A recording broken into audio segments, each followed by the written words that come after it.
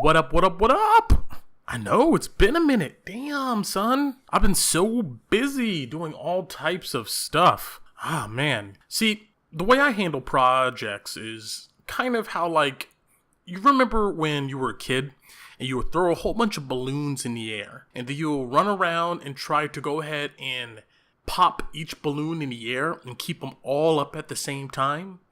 So, you hit one balloon, and then you go hit another, and the first balloon you hit slowly drifts to the ground.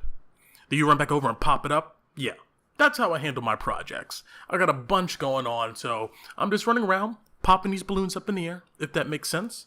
But anyway, welcome to another episode of the Exchanges Podcast, a podcast dedicated to bringing people together from all walks of life to sit down and have conversations about current events going on in the world. This podcast is made in conjunction with the Current Issues Discussion Group, meetup group that is dedicated to bringing people together in real life and having discussions about current issues and current events of our times. Sometimes, this podcast isn't just limited to current events. We get into all types of discussions, philosophical, sociological, conspiracy theories, etc., etc. You get the point. This podcast coming up is one that's pretty near and dear to my heart. I sit down with some old chums of mine. We all put on our metaphorical backpacks, and we take a long romp through all types of interesting subjects here. Let's see, what do we talk about? We talk about adulting, cultural appropriation, government corruption. We get into a long discussion about Pup-Play and sexual kinks and deviance. We even go back and reminisce on LARPing in the college days. That's pretty interesting too. Then at the tail end, we talk about what we're watching on TV and what movies we've seen and give our 2 cents, our little review. So this conversation, we explore pretty far, and we go ahead and take a pretty leisurely stroll. I mean, I didn't feel rushed or anything when we was having this conversation. Before you know it, 3 hours was up. So let me go ahead and thank Samantha, aka Sam, Ben, and Ryan for going ahead and sitting down and reminiscing a bit with me and getting into some deep, quote-unquote, intellectual conversation about some pretty awesome topics. What else am I missing here? Oh, that's right. So our buddy Ryan, he is on another podcast called Polyhedron, where they go ahead and talk about everything roleplay. So please definitely go ahead and check that out. It is pretty interesting, and they've been running for, 40, 50 episodes or something right now? It is pretty popular. You guys should definitely go ahead and check that one out. And next time I have Ryan on the show here, I hope he goes ahead and gets a better mic. I mean, leveling for this podcast already was pretty intense, considering we had to go ahead and use a program called Skype, which Microsoft, you need to get your act together and make this program a lot better. But like I was saying, Ryan sounded like he was talking to us from a bunker 500 feet underground. So did Ben a little bit. But either way, I made it all better. Or as better as I could with my editing skills. So I hope you go ahead and enjoy this podcast. Obviously, it is a long one. So if you're, pretty versed in listening to long podcasts, this should be nothing for you. But our podcasts are made here to kind of just be listening while, you're cooking, or maybe while you're driving, or maybe you're doing some other project or something that's out there. So you can just kind of casually listen to and maybe turn it off and pick it back up later. There's no rush for you to go ahead and sit down and listen to all this in one sitting, even though all of it is very, very, very interesting. Let's see, what do I got? I'm not going to miss it this time. Nope. I need you guys to go ahead and get out there and like and subscribe to our channels in our internet platforms. You can find us on YouTube, Google Play, on Apple Podcasts and iTunes. And you can find us at our website, which is the exchangespodcast.blueberry, BLUBRRY.net. You should be able to just go ahead and type in the Exchanges Podcast, and we should just go ahead and come up in Google. So please go ahead and like and subscribe us. Find us on Facebook too. Like our page. follow what we're doing, because I have a lot of interesting podcasts in the pipeline. Actually, I'm so far behind, man, that I have 2 more podcasts after this one that I need to go ahead and edit and record. The next 2 coming up are going to be podcasts on the spooky world of social media advertising and targeting analytics, and how our friends over in Russia were targeting some of us here through social media platforms and trying to disrupt our political system. Or so they say, right? And the one after that, we go into a pretty intense conversation about sexual harassment and sexual assault in our society, and how the mass firings, mainly in the entertainment industry, how that is affecting our society and how we go ahead and perceive that in our society. So we have a pretty deep and interesting conversation on that. You can expect those podcasts to come out, I don't know, man, maybe one before the end of this year, maybe 2. I think that's about it, right? All right. Well then, let me go ahead and shut my yap. I know I like to talk a lot in the beginning in these intros, but I'm going to go ahead and shut up. And strap in, guys. Here we go. See you on the tail end.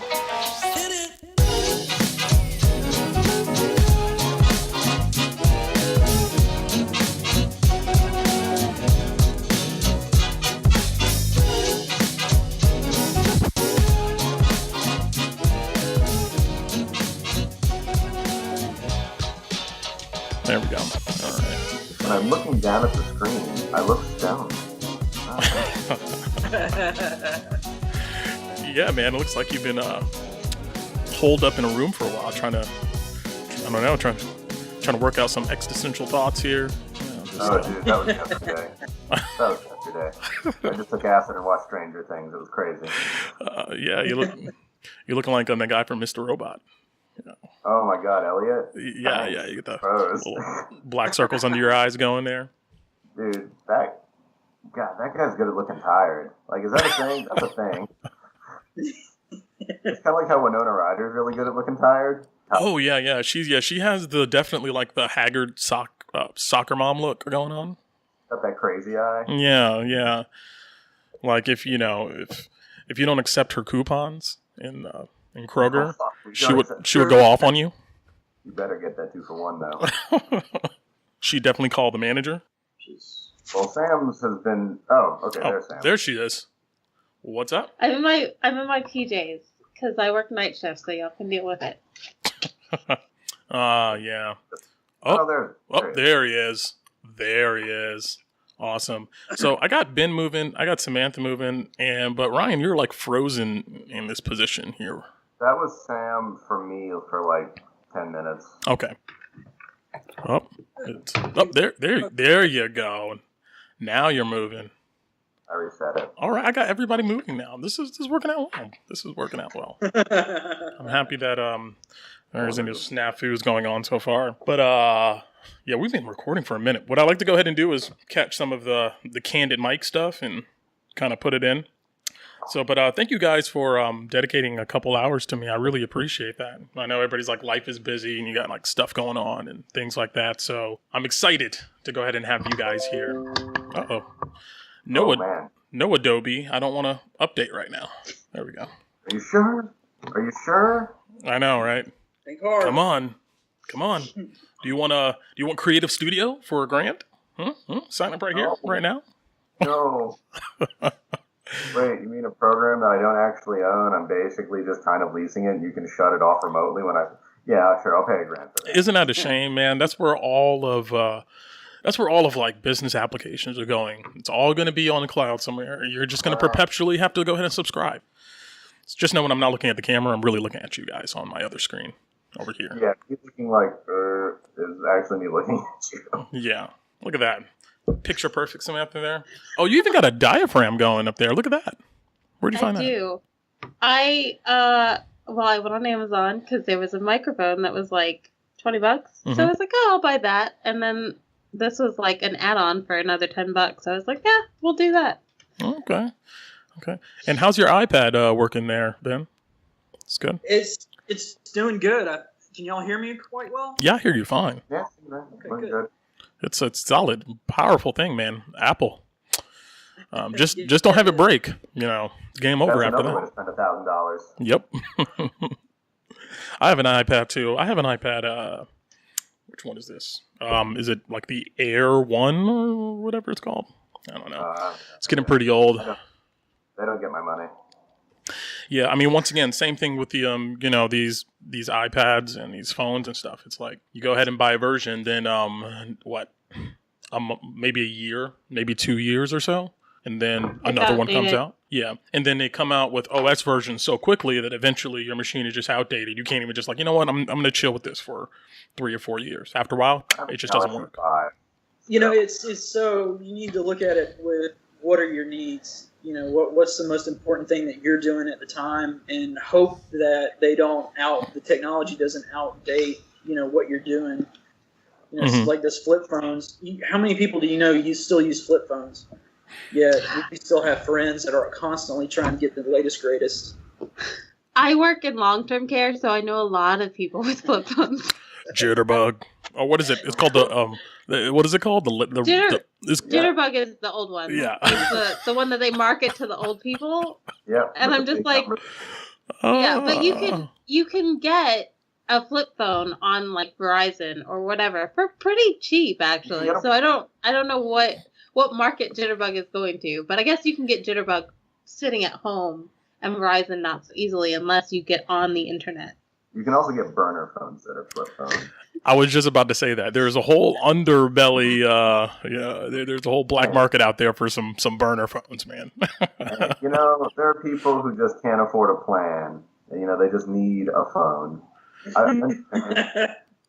And these days, nobody has a landline. Like, I actually have a landline because in order to get the internet through the local company, it was like $100 and something to do it without a landline versus like $70 with the landline. So it's like you have to get the landline. Otherwise, I wouldn't have one. A lot of people don't. So what are you doing now, Ben? Well, what's your job? I am still trying to figure out how I'm going to go back to school to continue what I was doing in structural geology.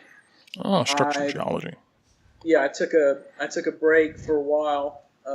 My grandparents got sick, but I was going back after that. And you know how classes go at CSU. You know, you miss the carousel classes, and now you got to wait a year to get back around. So I was like a damn ninja. While Ryan and Sam and everybody was going off, I was like introduced to this new crowd of people. So I'm like the one person that's. I had to go back to school, man. I understand, and I'll tell you what.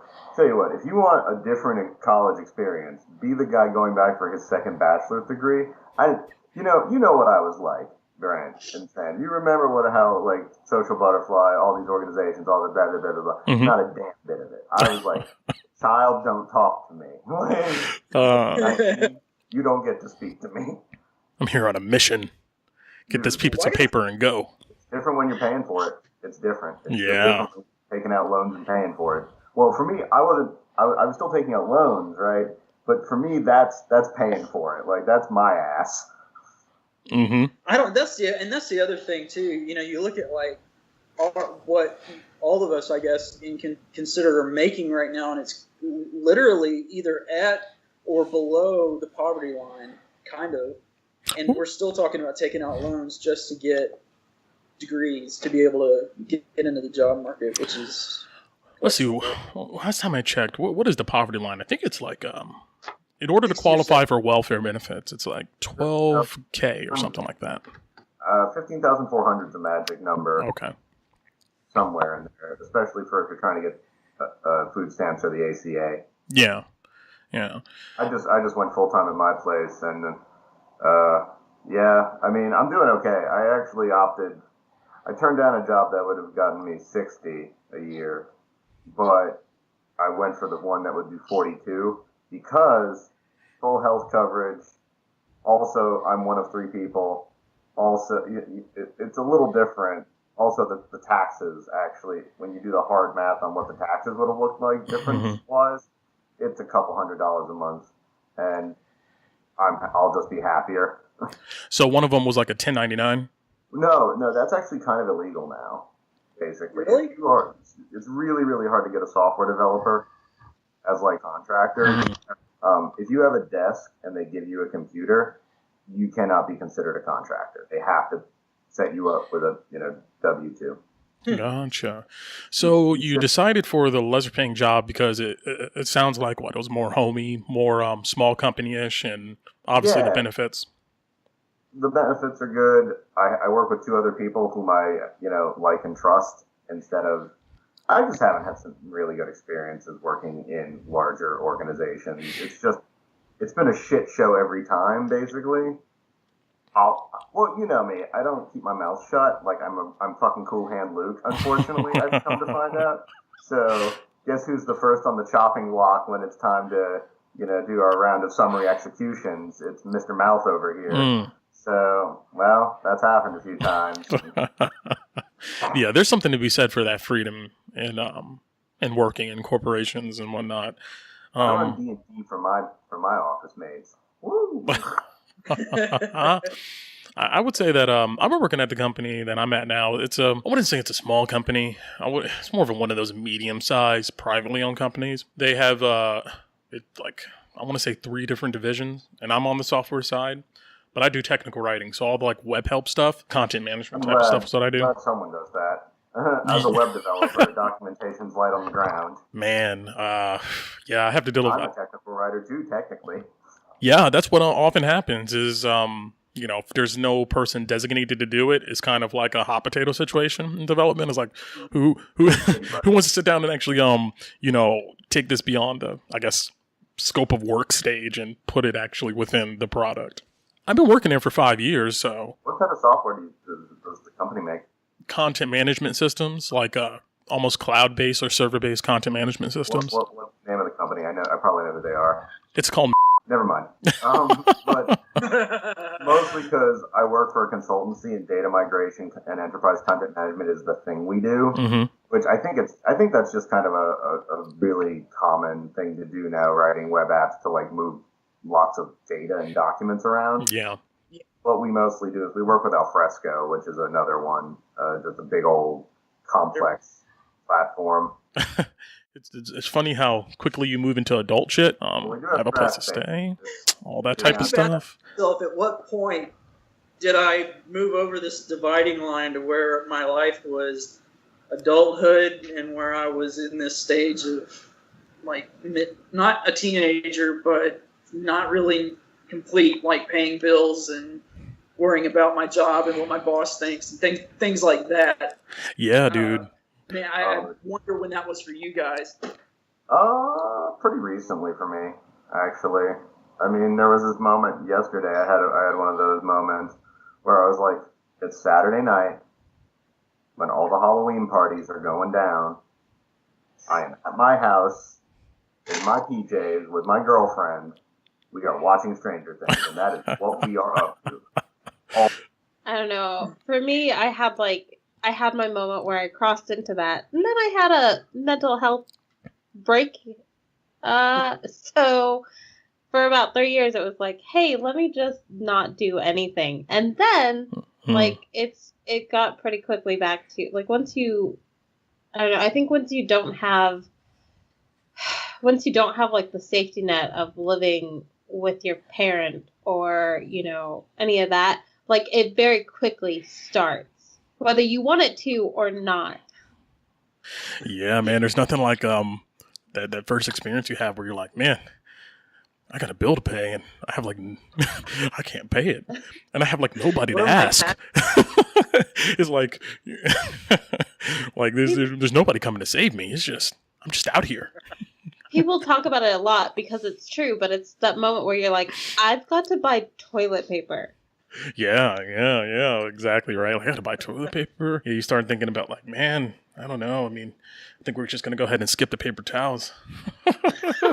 We'll go ahead and just use the toilet paper, in the kitchen. Let me grab some napkins, some extra napkins. Yeah, at McDonald's, let me go ahead and grab about 100 of these real quick. You appreciate free shit too, a lot more. If you guys had to go to the doctor today, you guys could go to the doctor. I have it. I'm fortunate enough to have health insurance right now. when I worked at Barnes & Noble, they, like, part-time employees were able to get insurance, and I thought that was very lucky, and to me, it's worth it. I once told one of my younger cousins who just graduated from high school last year, I was like, we were talking to her about different life things, and I was like, you know what is very important? Having medical insurance at your job. And my other cousin was like, well, don't worry her about that. And I was like, no, seriously, that's something people don't talk to you about, but it's very important. And it's one of those things where I tell people, I run into a lot of people who hate Obamacare. And I tell them, we should have access to a doctor at a not ridiculous price. You shouldn't have to have a GoFundMe for your cancer. It's like me. I take medication on a daily basis, and these medications are not cheap.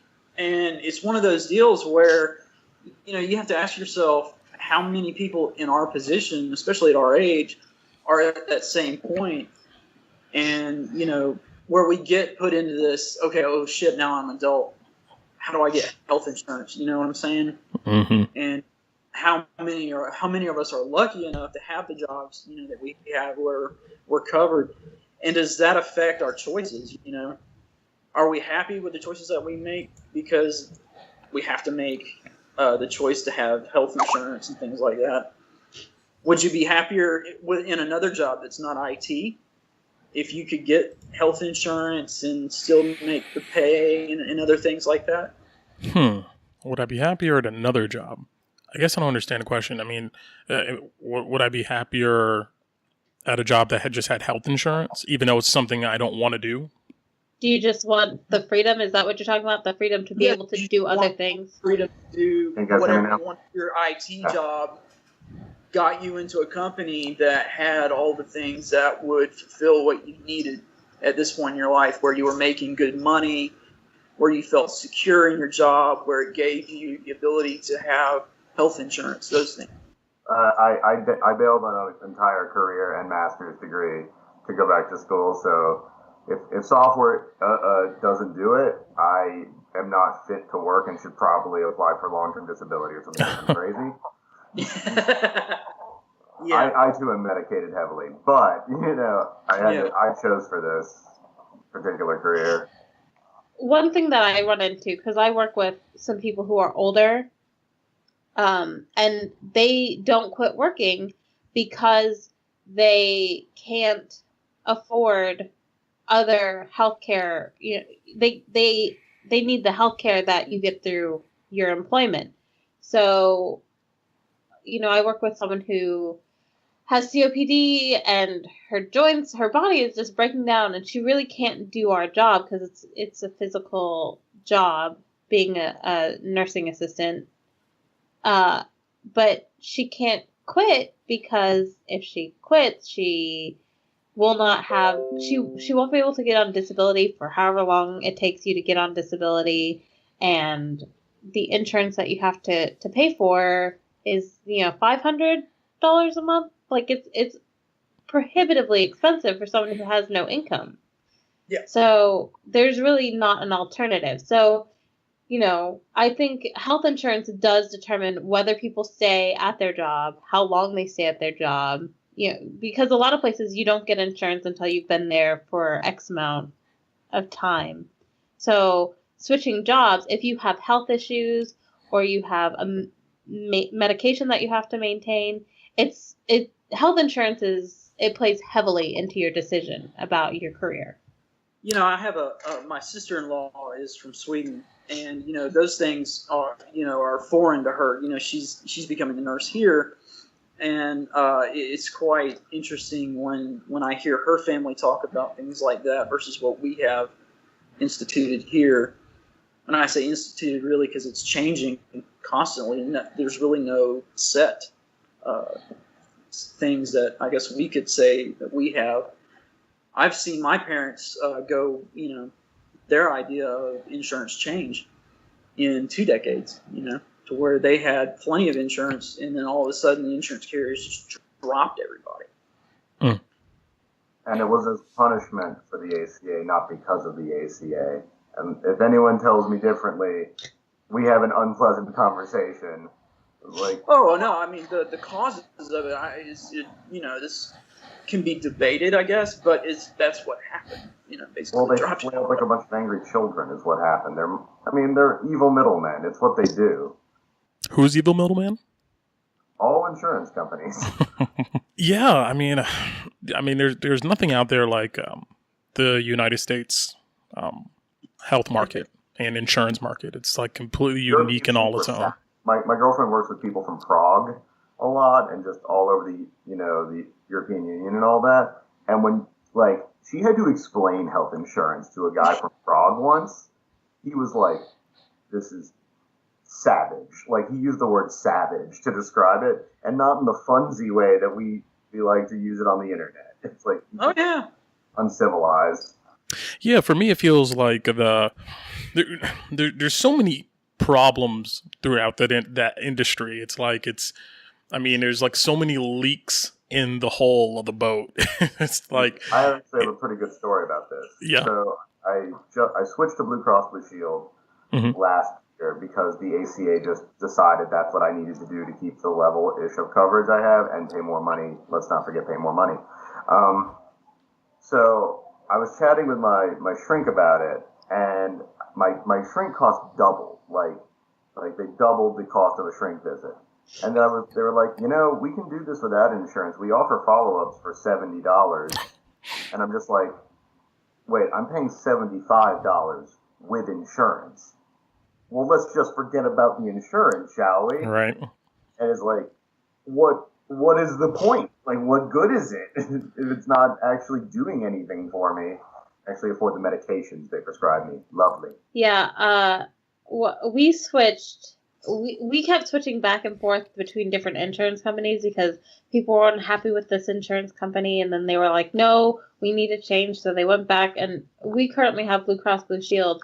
When ACA kicked in, I actually had to pay less, but I think my deductible changed, and it's like, I would never, I don't know, it's not workable. And I try to tell people, like, the reason the ACA sucks isn't because Obama was a terrible president, or, it was a bad idea, or whatever you want to say about it. That's not what it was. What it is lobbyists came in, and, you had a bunch of people getting their hands, and there were so many compromises made in order to try and pass something that was somewhat acceptable. So it's like, it's a good idea. It's just too much input and too much lobbying. That's why it doesn't work. It's almost like you shouldn't let corporations write their own regulations or something. Blasphemy. Like, what are you talking about, Ryan? You shut your mouth. Well, to make it right, I think we have to have, a set of morals. So what? That we have to say, well, at least somebody has to have health care in the United States, and do we want to capitalize it or not? And, if we want people to, have health care, we have to make a yes or no decision on that.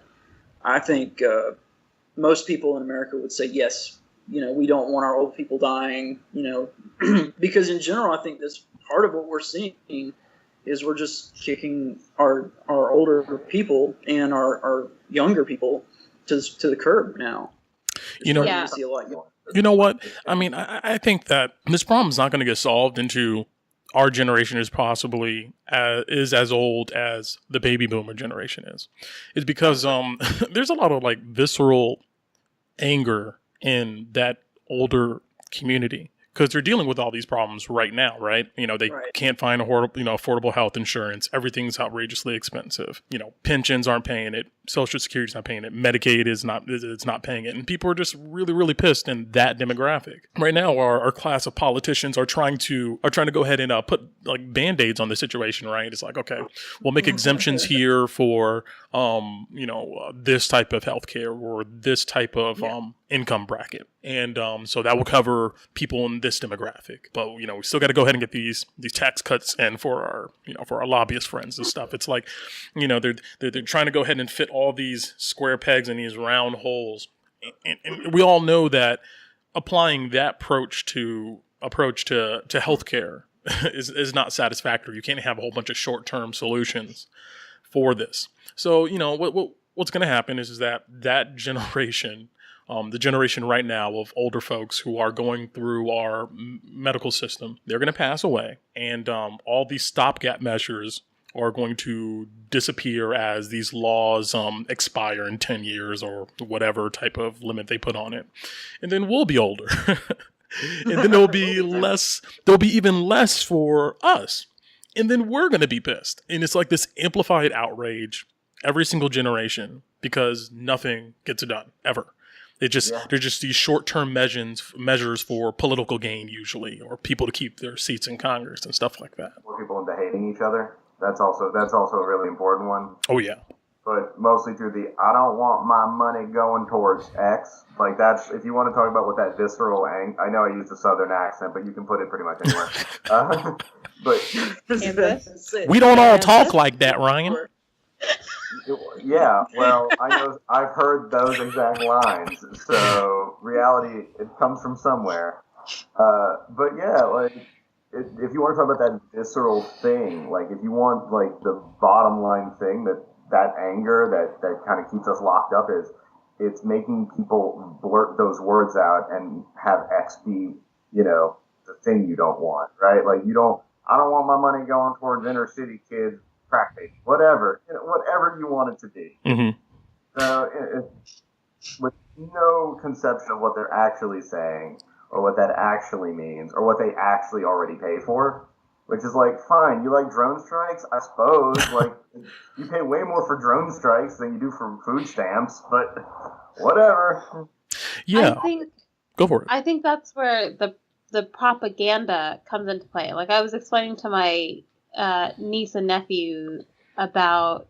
it was actually a conversation about racism and the fact that you had these rich people pitting poor white people against poor black people is really, well, I say poor black people, but all black people were poor back when it started because, they weren't allowed to have anything. But it's the same thing. You have these corporations pitting, middle class people against poorer people and saying they're the enemies. Like, they're who you're, you worked hard for what you got, so you shouldn't just hand it over to them, not really discussing the fact that, hey, they might have more if you weren't such greedy assholes. I think we've seen manipulation in the United States on a global or on a large scale come to a head. Now, being able to use the internet, being able to use with the digital age, all of this is just culminated and boiled over into some of the most egregious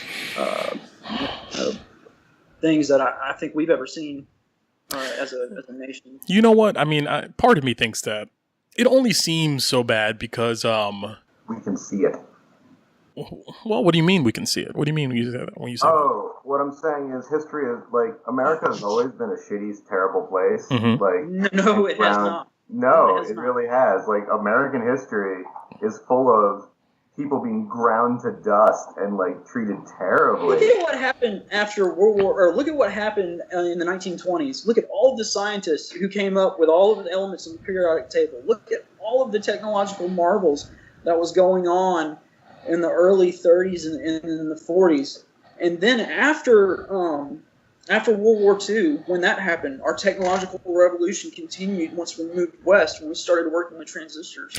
So hold on a second, Ben. You believe that our society's quality is measured by our scientific progression? Is that what you're saying here? No, I'm saying a society's quality is complex, but I'm saying you can correlate how good a society is with certain measures, such as technological revolutions. I made a very blanket statement. Is really what he disagreed with, I think.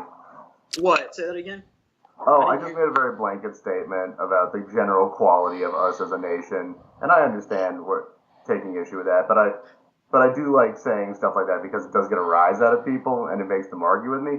So I figured that's more fun, right?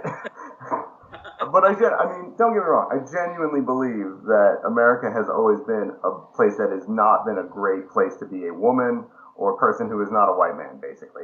It's never been good to be anything but a white man in this country.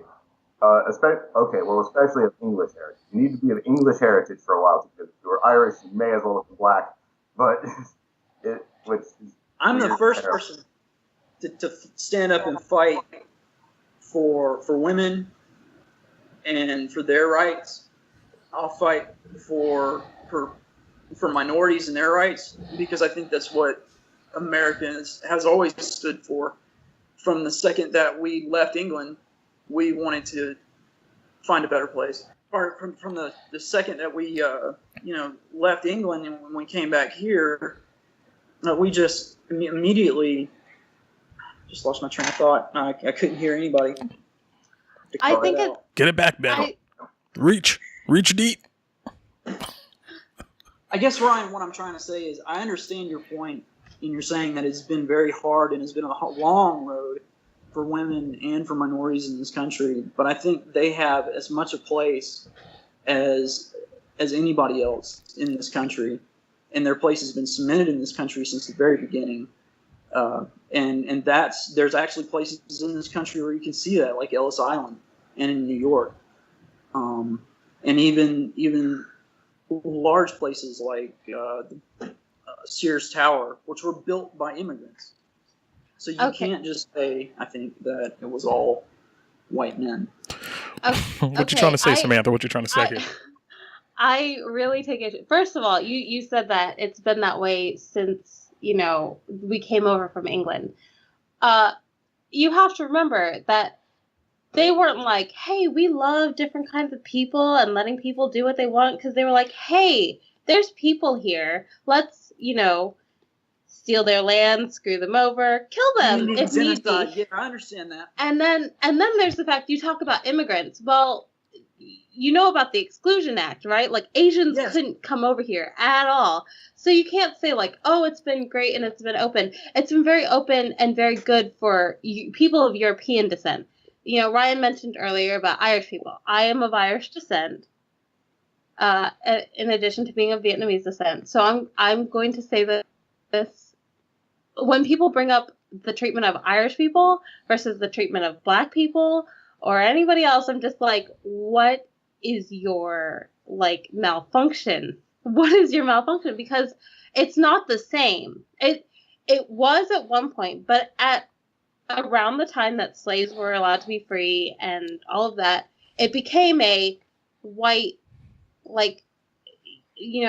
Irish people at some point became white. I would say the closest thing, the more recent thing, would probably be Italian Americans. I would say, because Irish, if you want to go back to Irish, that was 100-something years ago that you could really relate. I was reaching back when I said, I apologize. I didn't mean to, I was going over the whole of American history at one time in terms of a general sweeping statement. Yes, but it's all white at this point. I'm Jewish, I know. Yeah. But even if you look at, the way Irish immigrants were treated, it's not quite the same. That's fair. Yeah. So I get the comparison. I really do. But, at a certain point, Irish people, even Polish people, while people would make the Polish jokes in the 70s, for example, they were still... What type of Polish jokes? I'm just saying you should watch Barney Miller.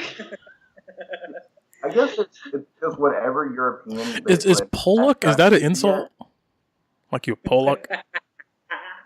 Polak is a thing that people would say, and there are Polish jokes. And there's, there was even people who would say something about oh, you mix, whatever. But here's the bigger thing. I think that America has a brighter future. I think it's got a very bad stain on it right now. And I think that there's a lot of division in this country. And we as a generation, like the baby boomers as a generation, have to come to a consensus, like I said earlier. Either we have to say we're going to do it or we're just going to not. We're going to sit here and accept it, that we need to make a change, just like we did with healthcare or something, because we're seeing that this is tearing this country apart. And it's tearing us because we are the country. It's not the land, it's the people who create the country. Well, let me say this. I think that, Ben, what you're talking about is the ideals and the ideological intentions of the United States of America is generally good, right? That over the course of the years, we've constantly, or decades, generations, we've constantly attempted to, and at least in our public space, say we're going to do the right thing, or have moral and ethical ideals. Would you say that that's correct? Oh, I would most certainly agree with you there. Now, the execution of those ideologies and those values and ideals, that's a whole nother story. And that's always the conflicting point. It's like, you know, we have a narrative out there where we say that, you know, we're for freedom and equality and justice and all those things. But I think that people deep within our governments and think tanks out there that, you know, work with, I guess, what's the word I'm looking for? The ideological. Actually, let me scrub that. Let me say that I think the people who work inside our government, they are very aware that in order to achieve certain ideals, there has to be some Machiavellian roads taken to get there. I mean, could World War II have been won by not throwing a whole bunch of Japanese people in internment camps? Maybe. Yeah. But the intention was to go ahead and possibly protect U.S. citizens and U.S. interests in fighting a larger war for the quote-unquote good. You kind of see where I'm going with this? I see exactly where you're going with that, and I think more than not, you're correct. I think most people in general are good, or have good intentions. I think that most people also are kind of out looking for themselves. And in doing that, they kind of say, what can I get from me? I think it's going to take a generation to say, you know, we need to kind of be a little bit selfless to get things back to where they were, because we've had so many generations before us say, you know, we're just going to make we're going to make the most money we can, and then it's going to be somebody else's problem down the line. It's very unusual to me, though, that I agree with you. A lot of people are very much out for themselves. But, like, when you want to come down to, like, what, like, really is screwing us up right now, it's being a tribe. It's tribality. It's the desire to have things of black, white, us, them. Like, yeah, like, there's an us and there's a them. And if you know exactly who the us and them are in this case, it's, you know, I mean, you can call them Democrats or Republicans, but that's completely oversimplification of it. But but people need a tribe. They want to. And it makes it really, really easy to say yes or no. You don't have to think if you have a giant tribe of people telling you exactly what to think. And that's where we're kind of like Trump supporters. They're a tribe. They're a tribe of people. Like, they have their narrative. They have their reality. It is a consensus reality. It doesn't necessarily need facts. No. It can, in fact, like, deflect facts. It can ignore objective reality in front of it, which, if you want something that's scary as hell, like, that's really scary that a collective groups of millions of people can just ignore objective reality. Like, oh, yeah, look at science. Yeah. But, yeah, I mean, it's that's really strange to me. Well, not really strange, but eerie and a bit scary that there are people out there, I don't think, who are intentionally ignoring the facts. Is that I think there's a lot of people out there who came to the conclusion that facts don't matter. And that's what's really scary and dangerous. That they believe that... As a science-minded person, holy shit, man. Yeah, they believe that everything is, you know, facts are moldable. That all these are just ideological perspectives in the world, and people are just choosing their perspectives. I think there's a large segment of people who've, especially when it comes to, I think, conservative media and right-wing media, I think a lot of pundits, let's talk about like Sean Hannity, for instance, has bought into the idea that there is no truth out there. All there is ideology. And if we are in a position of power, then we dictate what truth is. And so, and that's the goal. And that's the aim of these people. You're right. And I was worried that we were going to be headed towards sort of a theocracy in so to speak. You know, I'm a kind of a staunch atheist, and some of the moves that I see our government making on the state and a federal level have been shocking, to say the least. Is it a theocracy when it's a plutocracy dressed up in Christian robes? Oh, in any specific religious robes. Look at Saudi Arabia. Although the Prince of Saudi Arabia specifically said he was tired of the old ways of doing things, he's about to open up the whole country to everyone, supposedly. About damn time, man. Hey, it's been a while for you to come to that conclusion, bro. And you have something to say? I was just going to say I have a little bit of insight on this whole tribe not really paying attention to objective facts and all of that. First of all, I want to say that when I was in high school, so probably from about 2001 until, I was in college, so I probably stopped doing it around then, but I would watch Fox News in the morning. I would watch Fox News in the afternoon until night. I can still, if I try really hard, I can still tell you the lineup from like 3 o'clock on. And I remember when Sean Hannity it was Hannity and Combs. And yeah, I that's remember, old school.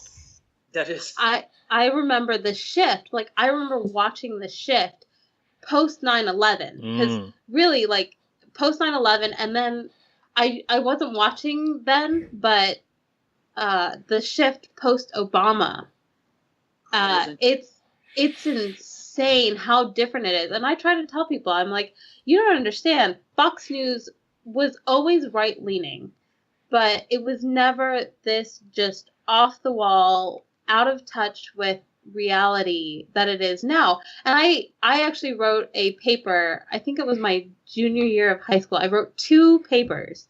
Basically, it was a rant on 24-hour news networks, because that was when Chandra Levy and Lacey Peterson, when all of that was going on. I remember that, yeah. And they covered it non-stop. And you still see this today. Like, you turn on a 24-hour news network when a story is big, and it would just be nothing but that. But I don't think of those as news networks. I would respect Fox News. I would respect CNN, MSNBC, if they would come clean and say, we are punditry with some news stories, because that's what it is. Yeah, that's exactly what it is. That's what it is, and it's fine if that's what you want. But you guys were talking about the facts. One of the things that I have noticed living in rural Kansas is that a lot of times they're not presented with the facts. One of the things, my town, it's a town of 550-ish. Damn, son. A lot of the people here, like, and the nearest towns are not that big either, right? So there's a town 10 minutes over, and they have a Wendy's and a McDonald's and a Sonic and a Pizza Hut. Oh my gosh. But they aren't presented with not just a worldview, because it's nice to talk to someone and get someone else's perspective. And it's very easy to do that on the internet.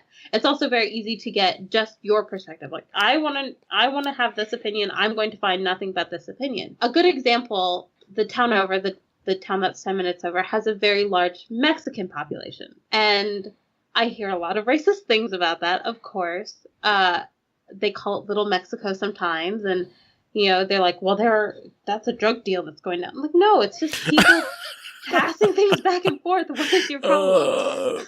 They just literally shook hands with each other, man. Calm down. It's a drug deal over there. Yeah. But I was talking to someone, and this is the thing. When you're younger, you kind of mimic what you hear other people say, like the adults in your life. Before you start to think for yourself, you think the way that your parents or your teachers or whatever think.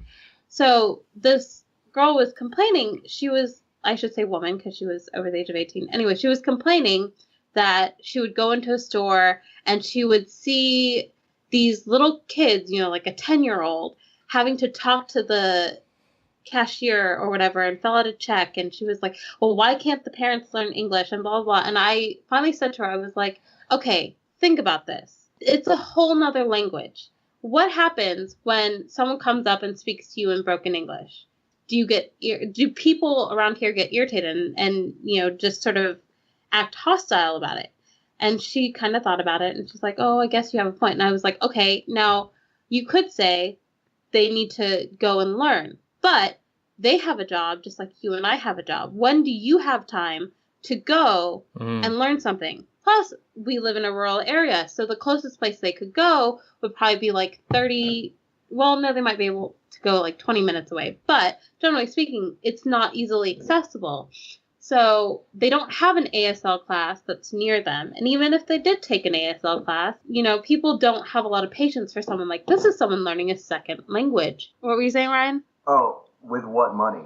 Like, yeah. It's like Duolingo's free, and I get that, but it's just like, to like efficiently learn a language, you probably will need some sort of actual tutelage to do so. Yeah. If you're trying to do it for serious. It's the Schrodinger's immigrant problem, I think, in that regard. Like, oh, they're simultaneously super lazy, but they work real hard. Like, I don't know. I think it's one of those things where if you are in a homogenous community like I am the least white person in town currently, I want to say. That says a lot.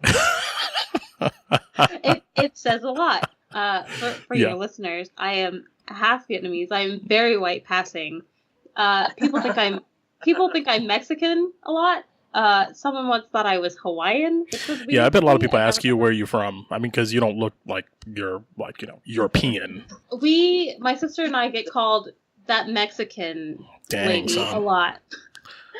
So, but it's one of those things that I think if you are in a community, and it doesn't even have to be like a town that you live in, but like the Vietnamese American community or whatever, like if you are so just enveloped in that and you don't have to deal with other people, and I don't just mean like an exchange of ideas and a conversation here and there, but like if you aren't confronted daily with people who are different from you, what you feel is important to the country, what is important to people in general is what the people around you think is important. So you're just saying that these people are naive. That's what it comes down to. Like these people are, in this small town that you're in, they're not, they haven't been around a lot of people of different ethnicities, little cultures.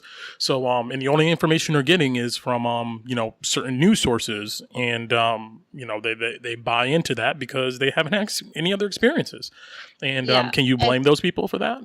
Can you say that those people are awful people if they haven't had the opportunity to, really interact with others? And you can't demand these people like, well, why don't they go ahead and drive to Kansas City and talk to some black people? Well, how realistic is that? It's very intimidating, honestly, for someone who has lived in a small town for their entire life. Like we have this town that's it's definitely not huge, but it's a little bigger, and it's actually number one in the per capita crime in Kansas because they had like one murder or something like that. But I will hear people say like, "Oh, I don't like when my kid who is over the age of 20, I don't like when my kid goes to this town because it's just so dangerous." Meanwhile, it's like he's going to escape from Los Angeles, LA, right? Yeah. Just over at a cafe, like, how's it going? Meanwhile, my sister and I are like, there's no bars on the windows at the gas stations. There's no like there's none of the hallmarks of, oh, this is a crime-ridden town. And I hate to say naive. Because it has such a negative connotation. But I've had people admit to me like, oh, well, the reason why I don't really understand black people is because I've never really had to meet I've never really met a black person. I've never really talked to a black person. I have an important question, though. Like, just in terms of that. Are you the only person with the internet in your town? Because when I don't understand something, I ask Google to answer my questions for me. And what are black people like? Type it in Google. Weirdly enough, you will find a myriad of answers to that question, and some of them are even good. But this is what I was really speaking to, is that you live in a place where you're confronted with other people, and you have to learn about other cultures because you have to coexist with them. There is just one culture here, and you know, they really care about their neighbors, and they really care. Like, what's important to them is not figuring out what black people are like. What's important to them is figuring out, like, okay, well, how am I going to get my harvest done if we have these freezing rains? Like, those are the things that are important to them. And we all have things that are valuable to us. And it's not that they don't care about people they've never met, because I will say, on the bright side, like, one of the good things about rural areas is you kind of have this, almost like if we were all stuck on an island together, we have to work together, you know. So I've seen some great things here, but at the same time, like, they're not going to care about you if you, like, it's not that they don't care about you, but they just don't have to, and they're not confronted. Their number one priority is themselves, their community, you know, like, they don't have the time to just go, hey, I'm going to think about how other people live in Uruguay. Yeah, these people are, you know, very, what's the word I'm looking for? I don't know if the word is maybe not grounded, but what did you say, Ben? I said they seem to be very insular. Yeah, maybe that's a good word for it.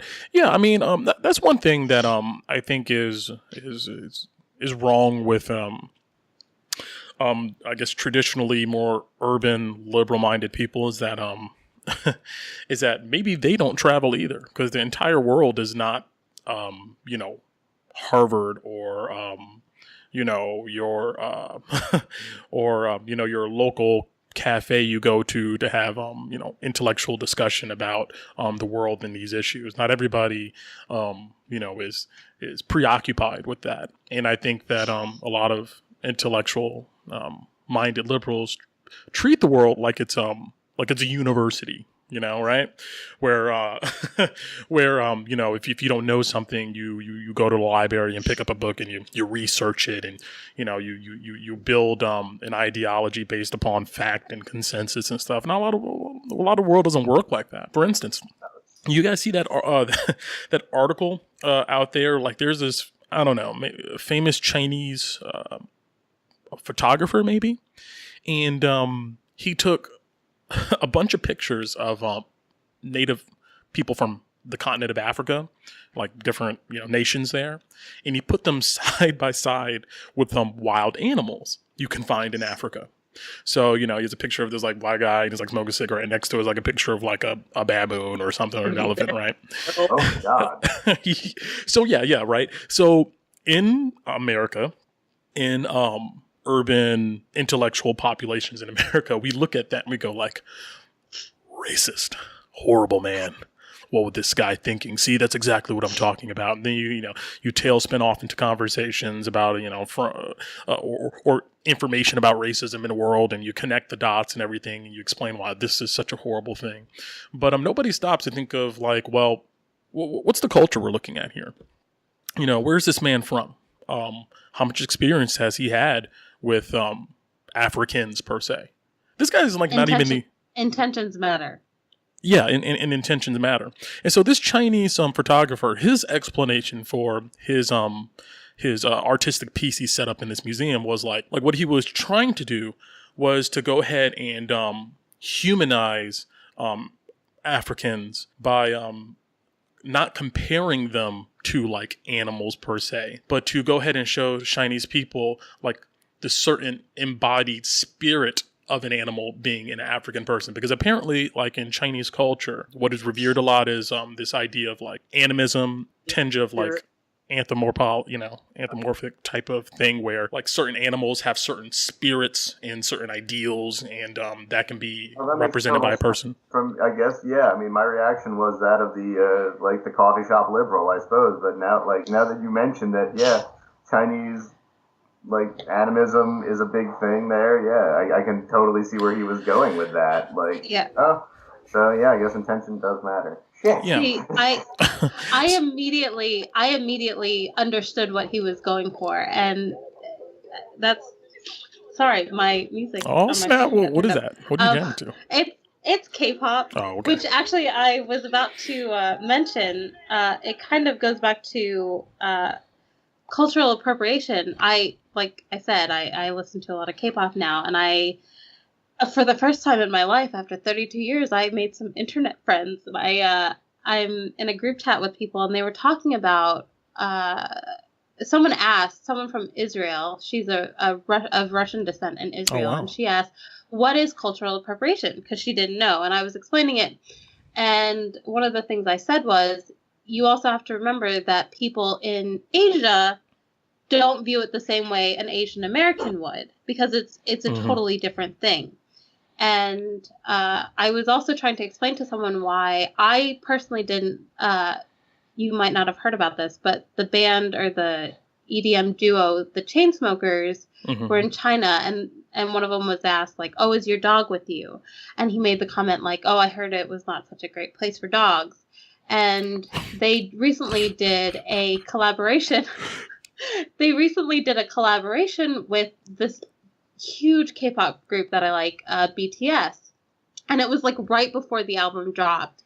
And a bunch of people were like just up in arms and like, how can you say that racist thing right before you collaborate with these Asian artists? And I was explaining to one of the girls, I was like, I just don't find that racist. And she was like, well, why not? And I was trying to explain it to her. And eventually I was just like, she just wasn't getting it. And I was like, I just don't find it racist because I don't. And I can't explain that to you. And I say this as someone who's had to deal with people saying like, oh, don't eat my dog because you're Vietnamese. Dang, but did you actually like mean it that way, or was he referencing the air quality? Like that's my No, he was referencing the dog eating. The dog eating. But I wouldn't bring my to Beijing. I'll put it that way. I'll tell you this, Ryan. They shut down their coal factory or their coal plants there. Yeah, they're completely shutting it down. Well, they're eating our lunch in terms of like actually being green. So we'll see how that goes for us. But I think that you have to think about like, how does this actually affect? Because in this whole conversation, we never discussed like, okay, we talked about how Americans feel about it and how an African American or a black person, however you want to say, how they would view something like that Chinese exhibit versus how a person in Africa would view it. And I think that you have to remember, like, what culture does this affect? And do I get to say this is offensive to that culture? Yeah. And I will say that Chainsmokers joke was terrible.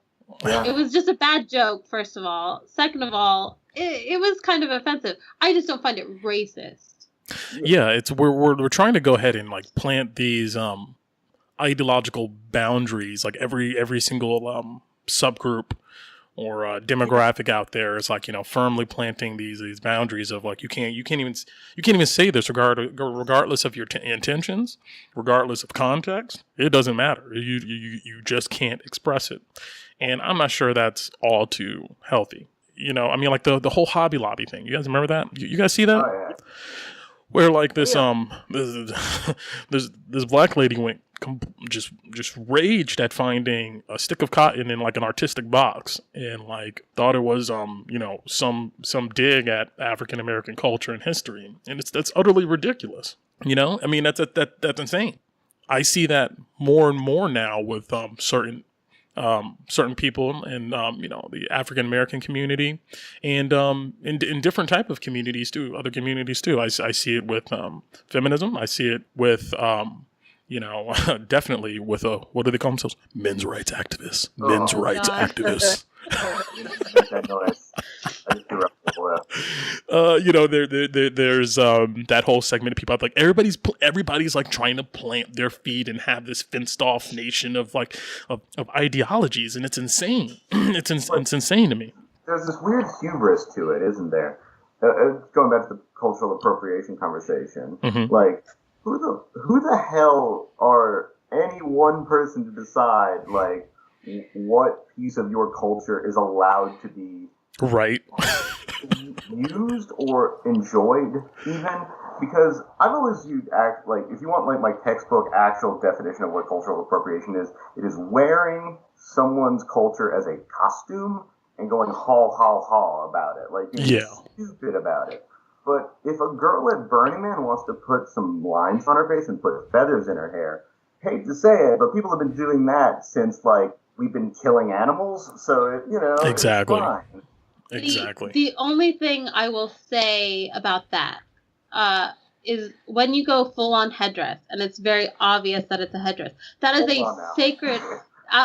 I'm just saying, like, because that's where I see more like backlash against these girls who are like, I'm going to put a headdress on, or I'm going to put a thing with a feather sticking up. Is that it is a sacred thing, you know what I mean? Like, and that's where it comes in. I think is, are you respecting or are you? Well, that's the culture of the costume thing. Like that is what someone else's culture is a costume. I'm just saying, like, I have seen articles, and I mean, of course, I've seen an article on the internet is actually kind of a bullshit. Say anything because any asshole can say anything on the internet now and have no backing for their opinions. But it's just like raging about girls with feathers in their hair. It's like actual just hanging like boots and shit in their hair. It's like, it's ridiculous. You remember that time at CSU that they hung a noose? Like in the oh my god!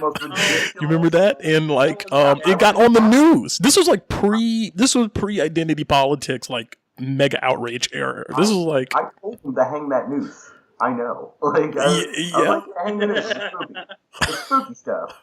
Really that was nuts. Like, well, I think. Do y'all remember the guy at that got put in jail for putting dry ice in a bottle at CSU? This was right after you left, Ryan. What? You guys might have heard about it. It was in the Ledger Inquirer. You remember some of the bombings that were in the newspapers nationally? Yeah, dry ice bombs. Well, not dry ice. I'm talking about like the real. There were some around the United States. There were some real bombings. So all the like campuses and stuff were all freaking out about any possible things. Well, somebody decided to play the prank. They put dry ice in there and it exploded, blew out a window. Well, instead of just seeing that this guy was just messing around, they dragged him to jail, put him in there, and kicked him out for CSU. I mean, he had major consequences. Wow. Do we have Brent? Do we have time to talk about zero tolerance and law enforcement? Oh yeah, sure. We got like another hour and a half, so we're good to go. What do you want to talk about? Oh no, mostly like the weird zero tolerance, like of law enforcement. You said? Yeah, I was just like, well, also just in terms of campuses, like, and how. Now, listen, I'm not one of those types of people that's saying like, oh, snowflake, libtard, whatever. Oh, you want your face? You should be able to go to the student center and not be called any terrible name or hear those words shouted. You should be able to feel okay in public spaces on a campus. That's the rigor. Yeah. But the psycho, like, I've seen a guy get arrested for a utility knife. Like, it was wow. It's just, I don't know. I think that universities are like, their ideologies is kind of like eating itself. It's like imploding in on itself. Is like a lot of these campuses strive to be like the most ideological, open, and equal environments that you can possibly be in, and they strive to be that. And in striving to be that, they feel like, somebody can't have a knife, a pocket knife, because they may use it against another student. We want to have a safe environment for people to talk about everything. But then, what do we think about zip ties, though? Yeah, it's like they're striving to be safe and open, for everyone. Is is forcing them to go ahead and, attack all different types of things. I don't know. I think that the knife thing is an overreaction to stuff like the Virginia Tech shooting and just general violence. That's probably more right. Yeah, it's an overcorrection. Like, you can say, hey, you can't have this. I'm going to request that you take it off campus, or, like, if it's against the rules of the campus, like, you can't have a knife, and you bring a knife on campus, and they say, hey, this is contraband, knock it off. But to arrest someone, it's to me, it's an overcorrection for a response to violence on college campuses. Because you know what, the more and more I think about it, the more and more I think that this problem doesn't really lie inside of the university as it lies in the media. I think that the media is so quick to go ahead and grab anything that will go ahead and get people to watch their channel, click on their website, that, if they can go ahead and tool a story into like some kid having a knife and the possibility he may use it on students, they'll go ahead and do that, and they'll blow it up, and then it'll go viral. And then these universities have a problem on their hand where, their enrollment rate goes down. They stop making money. Yeah. I think that a lot of people, a lot of entities, corporations, institutions are all scared of being picked up by the viral media cycle and having, their brand or their pockets or, their reputation hurt. And,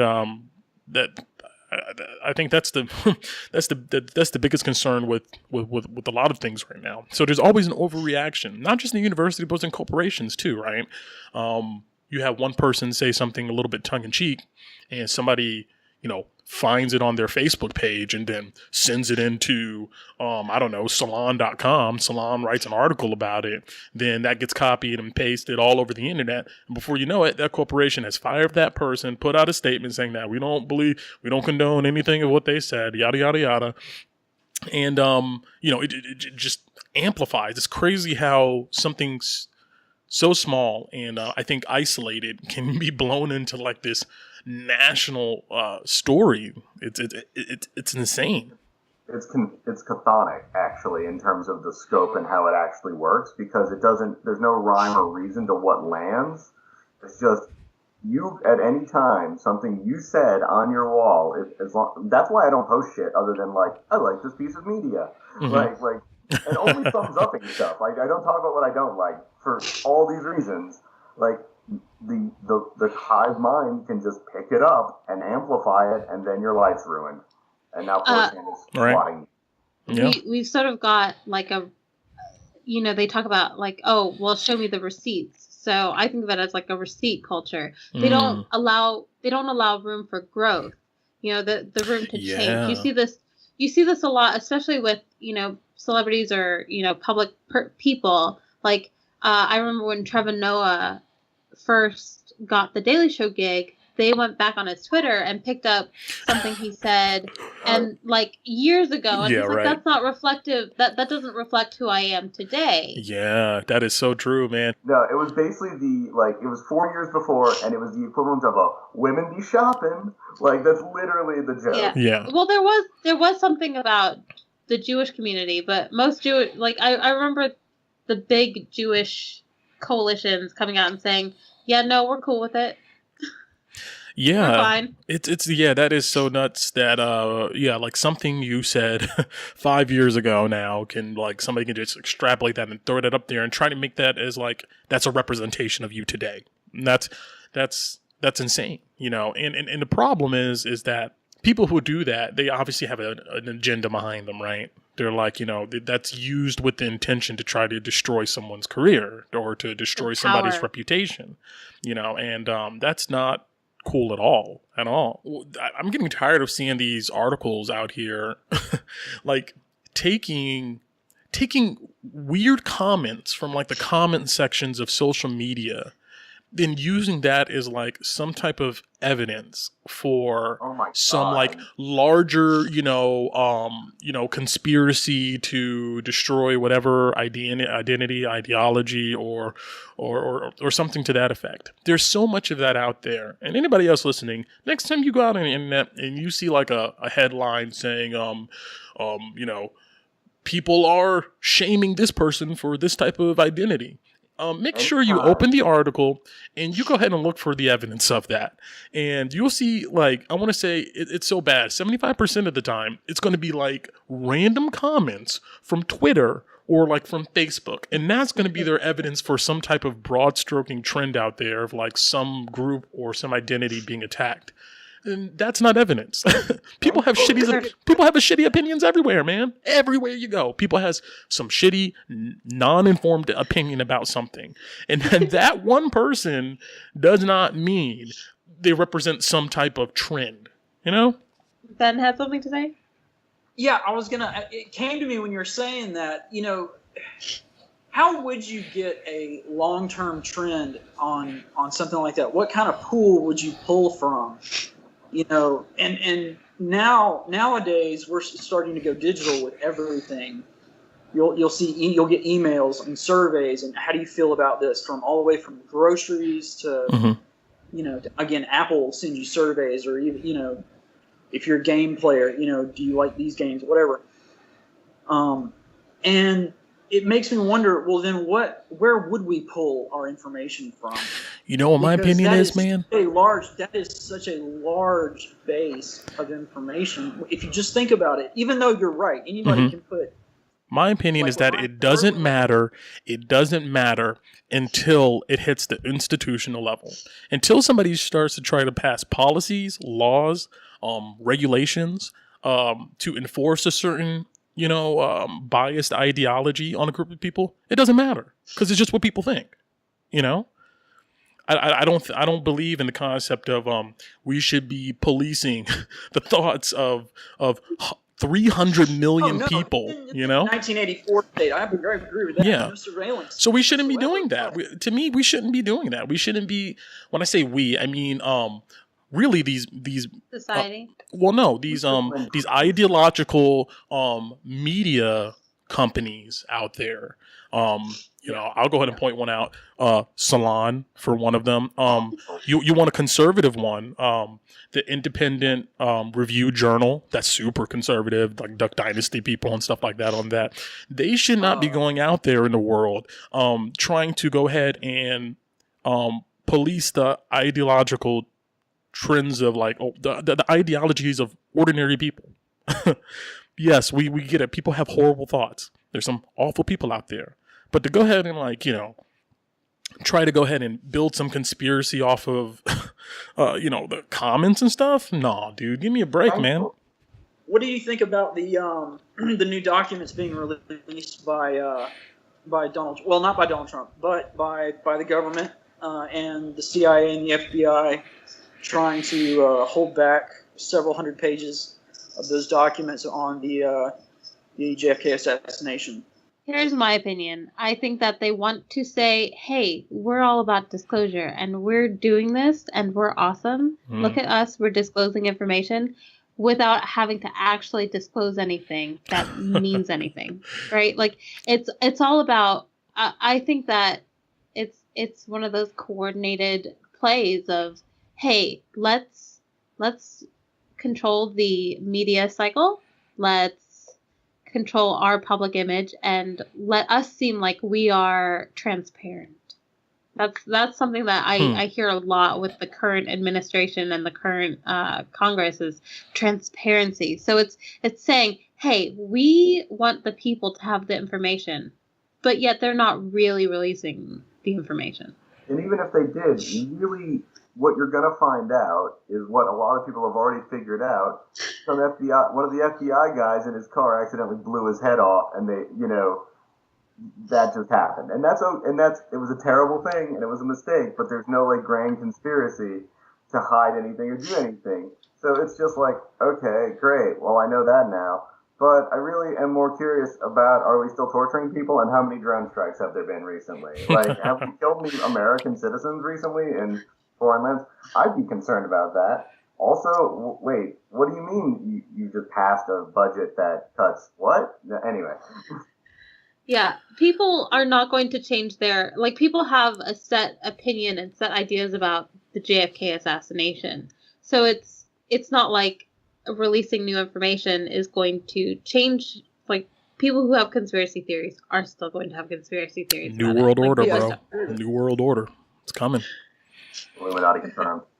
No, I agree with that about those documents being, and there were a lot of people that celebrities that thought there were going to be some major revelations with these, like, I don't know, 3,600 documents or something being released, but with him saying, oh, there were over 70 or something documents that were still needed to be classified as top secret, because it could, if they were released, it could hurt our, national security. It made me wonder, how can a document that old hurt our national security? For the podcast audience, I'm making a jerking off gesture. Man, I mean, the only way it affects our national security is realistically, like, I guess some of these documents would go ahead and, I don't even know how you can do this, but make the credibility of the U.S. government worse. I mean, like, that's the only thing I can think of. Like, there is something in these documents that shows even more of a corrupt, inefficient bureaucracy. That's the only thing I can think of, is that they're just stuffing these documents that shows that when Kennedy got assassinated, there was these people around who didn't know what the hell they were doing, or they messed up the filing of the paperwork, or they skipped over some important evidence and then to try to hide it. I think a lot of this classified information and stuff that's out there, I think it's really the United States government trying to hide its own ineptitude most of the time. You're just trying to go ahead and hide where it failed, and yeah, go for it. CNN was on in one of my residence rooms, and or it might have not been, whatever, one of those, and they were talking about an assassination. Like, one of the things disclosed was an assassination attempt on Fidel Castro. They tried to pay a mobster to assassinate, and I'm sitting here like, didn't we already know that? Like, it's one of those things. And then they talked about I don't remember who it was, the CIA director or deputy director. He was being deposed or whatever, and he was asked if Lee Harvey Oswald had ever been a CIA agent or a known agent, period. And his answer isn't there. And it's one of those things where I'm just like, this kind of makes it a little worse. My question is this. Okay, conspiracy theorists out there in the world. What if the information was released, right? And you found out that there were 2 actors, or maybe there were 3, or what would you do? What next then? The information you're looking for comes out, and you point at it, and you show everybody see, I was right. The conspiracy theory is right. Well, what happens after that? What happens next? You know what happens next? Nothing. The truth of our reality right now is so much worse. Say that again, Ryan. The truth of our reality now is so much worse. It is like no corruption, no mistake, nothing they could tell us about the backroom, stogie-chewing, whiskey-drinking nonsense that probably followed that assassination, or oopsie, as I'm guessing it was, and as most people have figured out that it is. Nothing they could show us would, like, dwarf the carnival shit show that we live in currently. So, whatever. Exactly. Like, distraction. Is the world even being serious right now? Because I don't know. No, man. I mean, we're all in a farce, dude. It's ridiculous times. Ben, what were you going to say? Well, one of the revelations that was being thrown out there was that a sitting senator, Ted Cruz, his father has something to do with this. And that was part of why the FBI, not the CIA, which was trying to withhold some information in bureaucracy, that has yet to be, further followed up on. You talk about, well, what could be done? I think a lot could be done, as far as cleaning up legally. You talk about what's important with legislation and passing stuff, making sure that, government agencies like the CIA and the FBI have, more oversight and are more transparent, truthfully to the people that put them in power, so that shit like this doesn't go down. I mean, they're releasing those documents of their own largesse, and they will likely keep those documents to themselves because they just said so. Because the one thing that I've come to learn about our government is that rules are rules for us, but once you get to a certain echelon of power, you can just be like, no, because I said so. Look at what, the Tangerine Tyrant has done. He's like, I just said so we're not doing it. Like, nope, I don't care. I don't care about your rules. I don't care about the law. It doesn't matter. Like, look at what happened. Well, I'll say this. Look at what happened when the Podesta emails leaked. Looked at what happened when WikiLeaks started putting all that shit out there, and people started going, "Oh, holy shit! There's actual stuff going on that we don't fucking know about." And I don't know, man. I don't think it changed anything. You know what? Those emails and those drops by WikiLeaks literally changed. I mean, it affected the election of Hillary Clinton, but I think the larger arc of where the United States government is heading hasn't changed at all. All that information was used as political, fodder to go ahead and tar a certain candidate. But, well, I mean, did we get any liberty from that? I mean, has the United States government changed because those emails broke? No. Actually, we find out right now that, guess what? Trump and his friends are all using, email accounts outside of .gov. Out of .gov. And we know that Donald Trump's businesses are most likely corrupt in some aspect. But so nothing changed from them. If anything, I would say things possibly got worse. It's like those things being exposed were tooled and used in a certain way. And I think a large part of that was how WikiLeaks handled it. I think that those emails and stuff were dumped in a fashion in which they can be exploited. And they were exploited. People took just certain sentences from some of those emails and removed the context of them and tried to blow them up into something massive and huge. I think that WikiLeaks has been using their platform as a political weapon. I mean, look at Julian Assange's memo, right? Where he actively talks about the way you topple a government like the United States, or you end their imperialism, is you go ahead and you make all of their communication seem distrustful, that they can't trust their own bureaucracy, and that's how you get rid of them. It has to start from within. Remember, also, you want to talk about change from something else. Do you remember the Prism revelations that was given by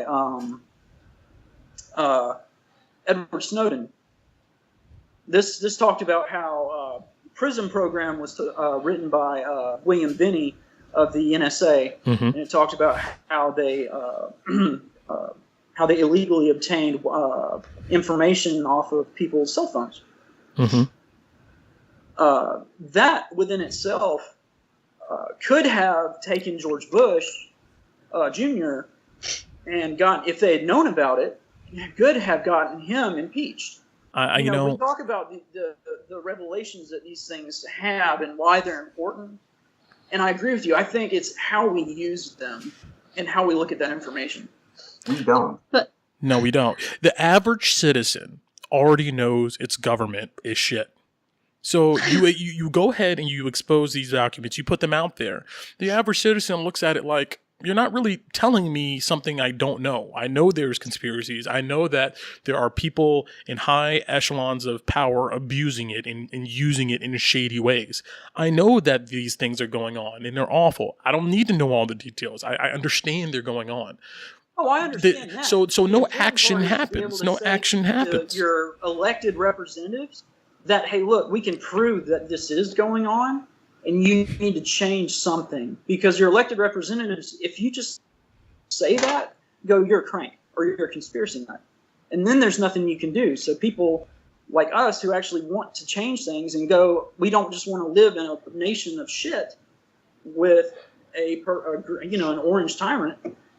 There has to be literally a super smoking gun. Like, you remember, what's his name?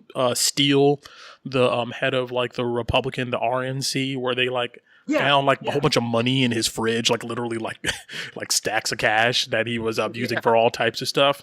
That's the type of smoking gun you need to go ahead and have, where somebody's going to literally go to jail in order to try to get some action done. And then the action that happens is never like any type of society changing action. All they do is they toss the guy into jail. These parties then say that, we disagree completely with what he did. And they move on with their normal agenda. It's like they isolate these people who are corrupt, get rid of them, but the larger strategy of these people in power don't change, But with Prism, I think one thing that you need to remember is that a lot of people are willing to give up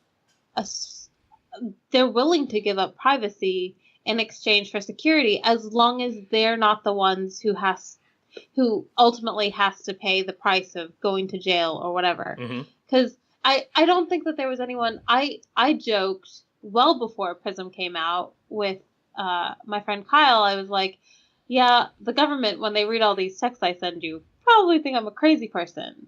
So when the Snowden reveal happened, I was not surprised, because I was already assuming. I think I brought up post 9/11 before, but in the post 9/11 world, we all kind of assumed the government is doubly watching us. Benny went back after 9/11. He went back to the CIA and said, you know what, I think we should run our program through what we have, through our intercept program, and see if we could figure out if we could have catch the actual terrorists that went in there. And they found intercepts where they could have actually stopped it in several places beforehand. The NSA, when they found out that they ran it, got rid of them. Said, you guys need to get rid of all this information. That would be really bad if anybody ever found out about it. And that's part of why they went after him specifically. They SWAT teamed his family and several of his co-workers who were in that group that created that program. What were you going to say, Ryan? Oh shit, what was I going to say? Where did I start with? Oh no, it's called the Patriot Act. Anything named the Patriot Act, you know what that means. Like, anytime some jingoistic bullshit gets thrown out there, you know it can't be good. So, yeah, I agree with Sam, though. We've always known. Like, listen, you think I didn't know that, like, notice that when I talk about a thing and then go search for a thing on Google, it auto, like, finds the thing I'm looking for without me having tried? Yeah, these things, yeah, they listen. It's fine. I know a guy whose job it was to listen to Google, shit that has been recorded by phones that was not, willingly, done. Like, no one, hit a button and was like, okay, Google, let's do this. It's just conversation pieces to see if their AIs were understanding human speech correctly. And these are passive recordings because you agreed to it. And that's okay. I mean, I know it's happening. I just don't say, I don't say anything too terrible in front of my little dark ear. So, yeah, with that being said, I mean, the point I'm getting to is that, yeah, it's good to go ahead and expose this stuff. You know, it at the very least, it serves as a deterrent for the further deterioration of you know, our governments and our bureaucracies. But as far as like exposing these people being like an agent of change, it's not. People are desensitized to this stuff. I mean, it's like that's a voter engagement problem. Like being agents of change, the lack of change, that is a 100% like engagement problem. Like that's not like if the revelation was so strong that, you know, our voter turnout doubled, like that might mean something. But at the end of the day, like there's a lot of lethargy in being, especially like, for example, like I'm in Georgia. Like most of us are in Georgia, and we know that Georgia is a red state. Always gonna be a red state. Well, hey, Kansas is too. Kansas is a red state. So it's kind of one of those like, well, what's the fucking point? Like, I know the machinery is set in place to where my vote doesn't matter anymore because they fully set up the machinery so that my vote doesn't matter. So what the hell do I do? Like, how do I even... Where I live, I don't even live in like a blue district. Like there's no blue district near me, right? Like, so for me, you know, in Georgia, you have your metropolitan areas where you do have Democratic voters. There's no chance for me. And I still went out and look, I'm going to say this. I do not like Hillary Clinton very much for various reasons. Yep. I don't like a lot of politicians, so, you know, whatever. But I still went out and I still voted for Hillary Clinton because I foresaw a lot of what's going down and just, I was like, there's no way I would ever vote for Trump. But I think that's one of the things is that you have kind of this defeatist attitude. And while I don't know that if people who are like, well, my vote doesn't matter, I don't know if they would change the tide or not. I think that you have to, until we can change the system, and let's be honest, we need to change the electoral process because this past election was just ludicrous. The difference, it was millions, and no matter what our president says, there were not millions of illegal voters. There weren't. Yeah. So I don't know. It's hard to see that you can affect change, but it's one of those things like was it you, Brent? Someone had posted something about Obama saying, you know, if you didn't vote, don't complain. And oh yeah, that was me. Yeah. I was like, I'm always posting shit, man. You love stirring shit. I've seen it. I have a number of people who like to post stuff like that, and I have them on my see first on Facebook because I'm like, I want to know this. I want to know when I pop on Facebook. I want to know what people are talking about. Yeah. But someone said, well, you know, what's the point in voting? And I was like, I live in Kansas. I live in rural Kansas, and I voted. You know what I mean? It's one of those things that they need to make voting more accessible because it's just not accessible. But if you can vote, if it's one of those things where you have the time and your job allows you to go or whatever, you should vote because at the very least, we can look at, you know, what happened in the past presidential election and say, hey, something is broken. We have the data to back up that something is broken because people still voted. Now, imagine if all the people who didn't like Trump and were like, I would vote for Hillary if my vote mattered. Imagine if all of them had voted. We'd have even more proof. Yeah. Oh, I totally voted. Yeah, I think... I feel gross and sad about it. That's all. Yeah, I think that, you know, I mean, I'm of the mindset that if you're going to vote in our general election, our national election, you should do it because you want to go ahead and put out there your ideological intentions at the very least. And the more people who vote, the less space there is for ideological radicals and zealots to go ahead and occupy that vacuum and then tool it to their own use. So what I mean is like what we see today is like all those if all those people who didn't vote, that leaves a vacuum, a space. So you have ultra conservatives now and Trump supporters trying to fill that with their own narrative, trying to make these justifications and saying that, see, this is what the people wanted. The people wanted our message here. That's the reason why we got elected.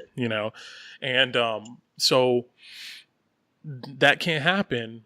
Like Sam was saying, if more people vote, there is more of a record of this ideological split between the actual vote count and what happens at the electoral college. So you should vote for that at the very least. Now, if you want to vote to make a difference, go out to your damn local elections. That's where it counts. I tried, man. Yeah. I tried. What happened? What happened? Were you in that one district? What I don't remember what district. Ossoff, the Ossoff election. Ossoff versus Handel. Yeah. Yeah. You tried to go out, and what happened? Shithead Republicans, as always. Yeah. So what you're saying is you voted, it just didn't change the outcome of the election. Like I said, I feel it's not a attitude. That's not what I'm talking about, though. I'm not talking about that. That's for a federal spot. That's still a general election. I'm talking about voting for your state representatives. I'm talking about those off-season elections for your city council. I'm talking about that's the level you need to be going out there and voting for people, because those people affect your community directly.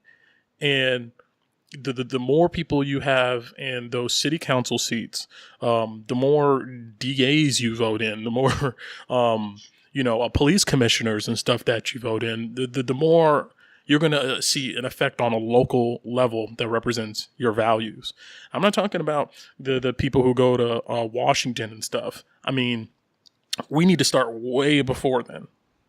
Because, honestly, the people who affect your day-to-day life more, and this is, I think, I talked before about, how rural people view, like, Washington doesn't really affect how people live their lives.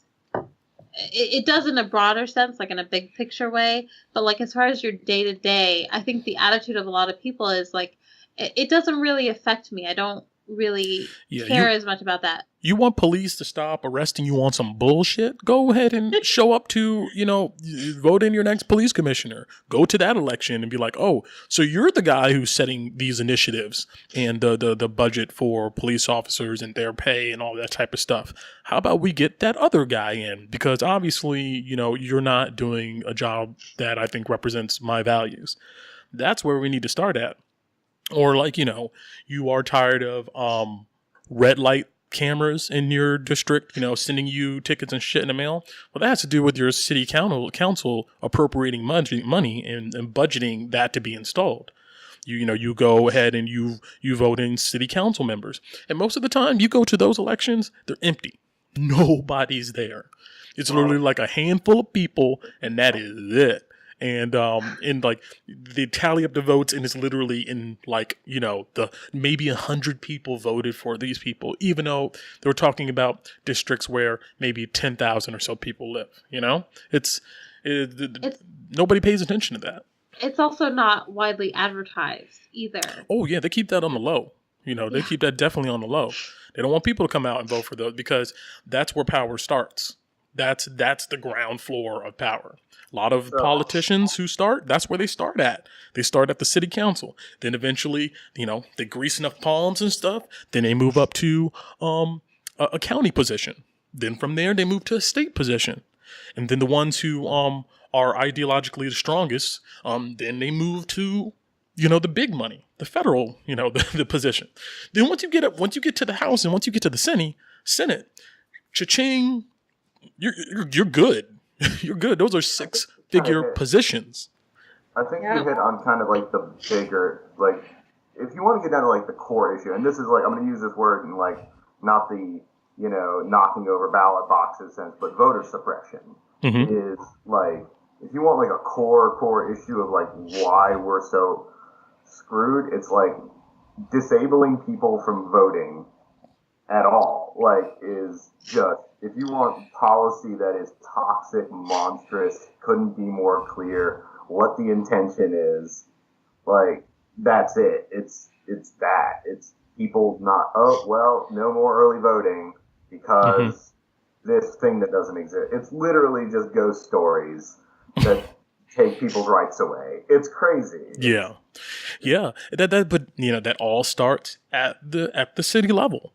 That all starts at the city level. They control where the voting is happening and what community centers and stuff around your city has it in. They go ahead and they recommend hours. They know those people in your city, they have the data. They're like, we know that generally nobody shows up between 10 and 10 a.m. and 4 p.m. because everybody's at work. And then, the state commissioner goes, okay, good. Well, more sinister voice. Good. That's when we'll have the elections.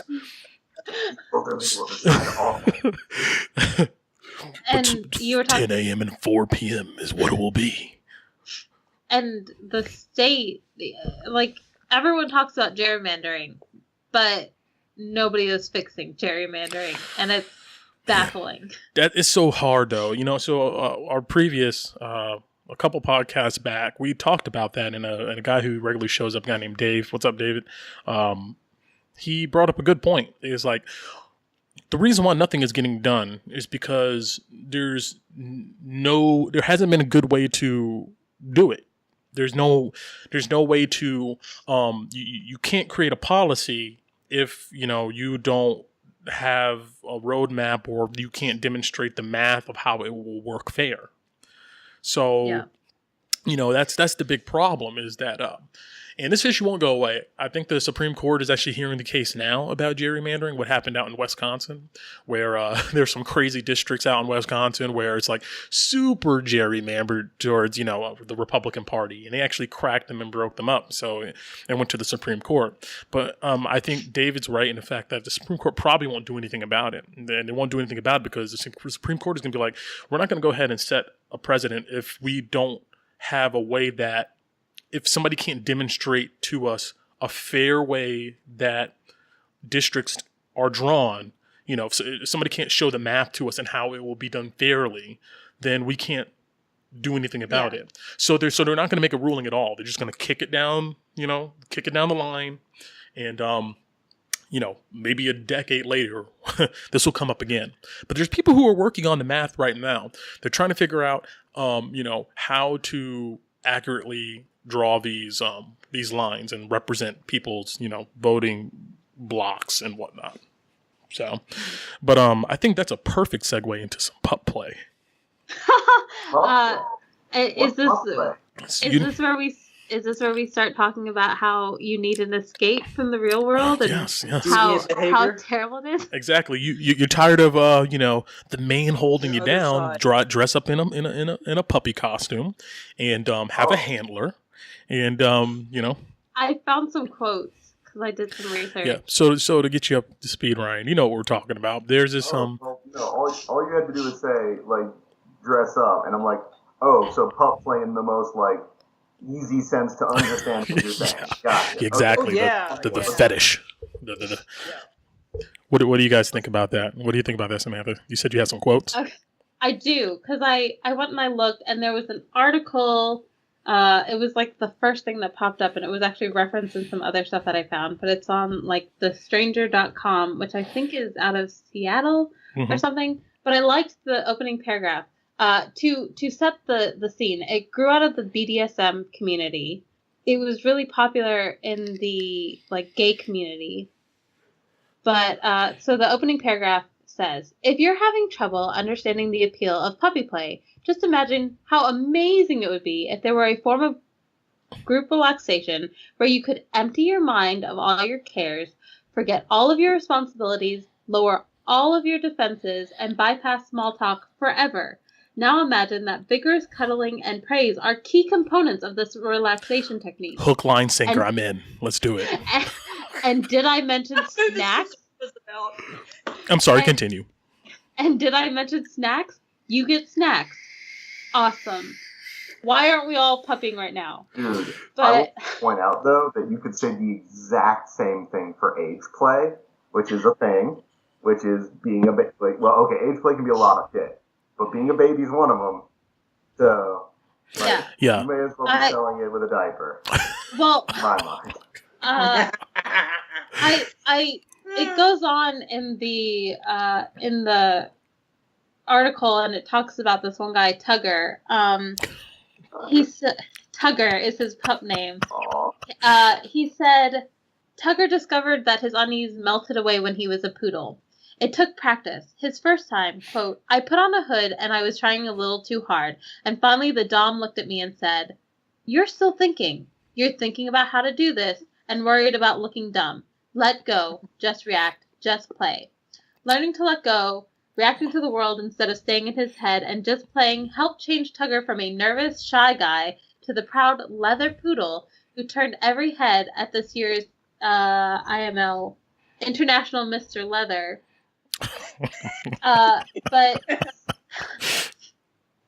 And then I found there was a study that was done about it, and someone said, life is a bit simpler in the headspace. It's nice not to do anything and just relax.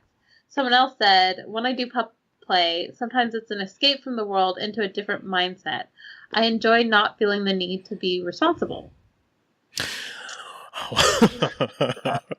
Where do I start? I personally don't care how you get yours. Like, I don't care. I mean, and I understand that stuff like this isn't necessarily a sex thing for people. Like, it's not sexual sometimes. It can just literally be like a fulfillment. It's a fulfillment, which is different. But, you know, I mean, that's different for a lot of people, I guess. I'd like to think that most people have a way to do what they're saying without, you know, I don't know. I'd like to think that some people know how to relax. If it doesn't really affect, like, if you are not hurting another person, it's one of those things where I personally, I'm just like, whatever. Well, that's for everything, right? That's for everything. That's a generalized statement. That's for anything, you know, as long as you're not doing anything and you're not harming another person, then go for it. I mean, I think everybody can agree with that. Yeah. But, like, I did live action role playing, and that was... And that, you know, you take a weekend out of your month and you go and you're someone else and you have different worries. It's pretty weird, too. You know, I've done it. It's fun, but it's still weird. Last 8 years, it's my shit. So I understand. But I think people have that. A lot of people have an activity where they are able to shut off their brain and not think. Like, even like drinking alcohol socially or whatever. But my thing where I get a little concerned is the people who will do it practically full time. Because I have had this conversation with people. It's coping mechanisms are fine. It's when it gets unhealthy that I worry about you. So we're teetering on the edge of unhealthy, I think, with Pup-Play. I mean, that's my personal opinion. It's like we're on the edge where it can easily go either way. You know? How long is the pup? Like, length of time as pup is really like the key metric in how healthy it is. If it's like a day, 2 days. I know. I run across you and like you've been in your suit for like maybe 6 months, man. Tugger, you know, you're gonna have to. You need to take a break, Tugger. You know, I mean. Or the other thing about it, like, do you think? Are you like, well, I'm not responsible for what Tugger does? Do you start to have a divorce from reality? Like, is it like a disassociation? Because I do that sometimes and I'm like, oh, I did not know I did that thing. But I acknowledge and I accept, like, okay, that was still me, even if I don't remember it. Yeah. But if you are taking this other persona, I say persona, but can you call it a persona if it's a dog? It is. Yeah, that's what do you think, Ben? You're thinking of the article that we both read, and I was thinking to myself that knowing people in the S&M community, to me it's very similar to the sub-dominant relationship, where the sub is kind of just set with the eyes closed in their own headspace for hours, and we can even think of it like this, like powerful people who have to deal with, and I'll give you an example, like CEOs of large companies who constantly have to deal with this, or, mothers of large families who have lots of things they have to deal with. They'll find ways, again, like Sam said, coping mechanisms to deal with stuff. I think you're a little bit correct that this does kind of teeter on weird, but everybody has their own what's way too weird. I'm with Ryan. I think, maybe diaper play is a little bit too weird for me, but other people, they like it.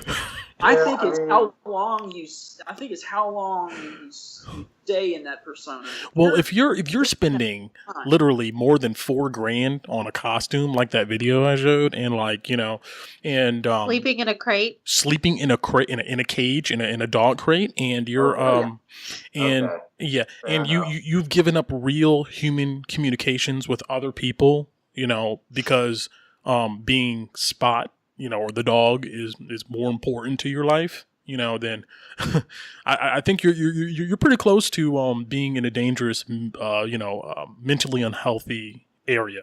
I mean, as a LARPer, I have experienced all of these terrible behaviors coming out of people who, have a narrative in a game to back it up. Like I've seen it all in that regard. So yeah, I mean, it's like it really depends on the mental state of the person going into it, and they're gonna occasionally you'll get someone who has a really, really hard time with what's called bleed or whatever, or or the complete disassociation. Like I have not seen a complete disassociation from.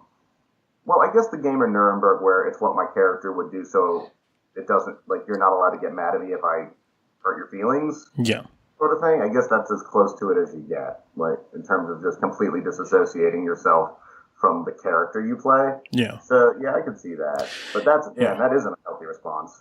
No, yeah, exactly, and I mean, I understand we want to go ahead and strive to, be fair and not sensationalize, I guess, or misrepresent, what these people do and maybe what other people's kinks and stuff are. I mean, I understand that too, but you still got to go ahead and you still got to. I mean, I don't think it's wrong to talk about no, there's something something seriously up with this. Like, wait a minute, you like to dress up in a diaper and walk around, and you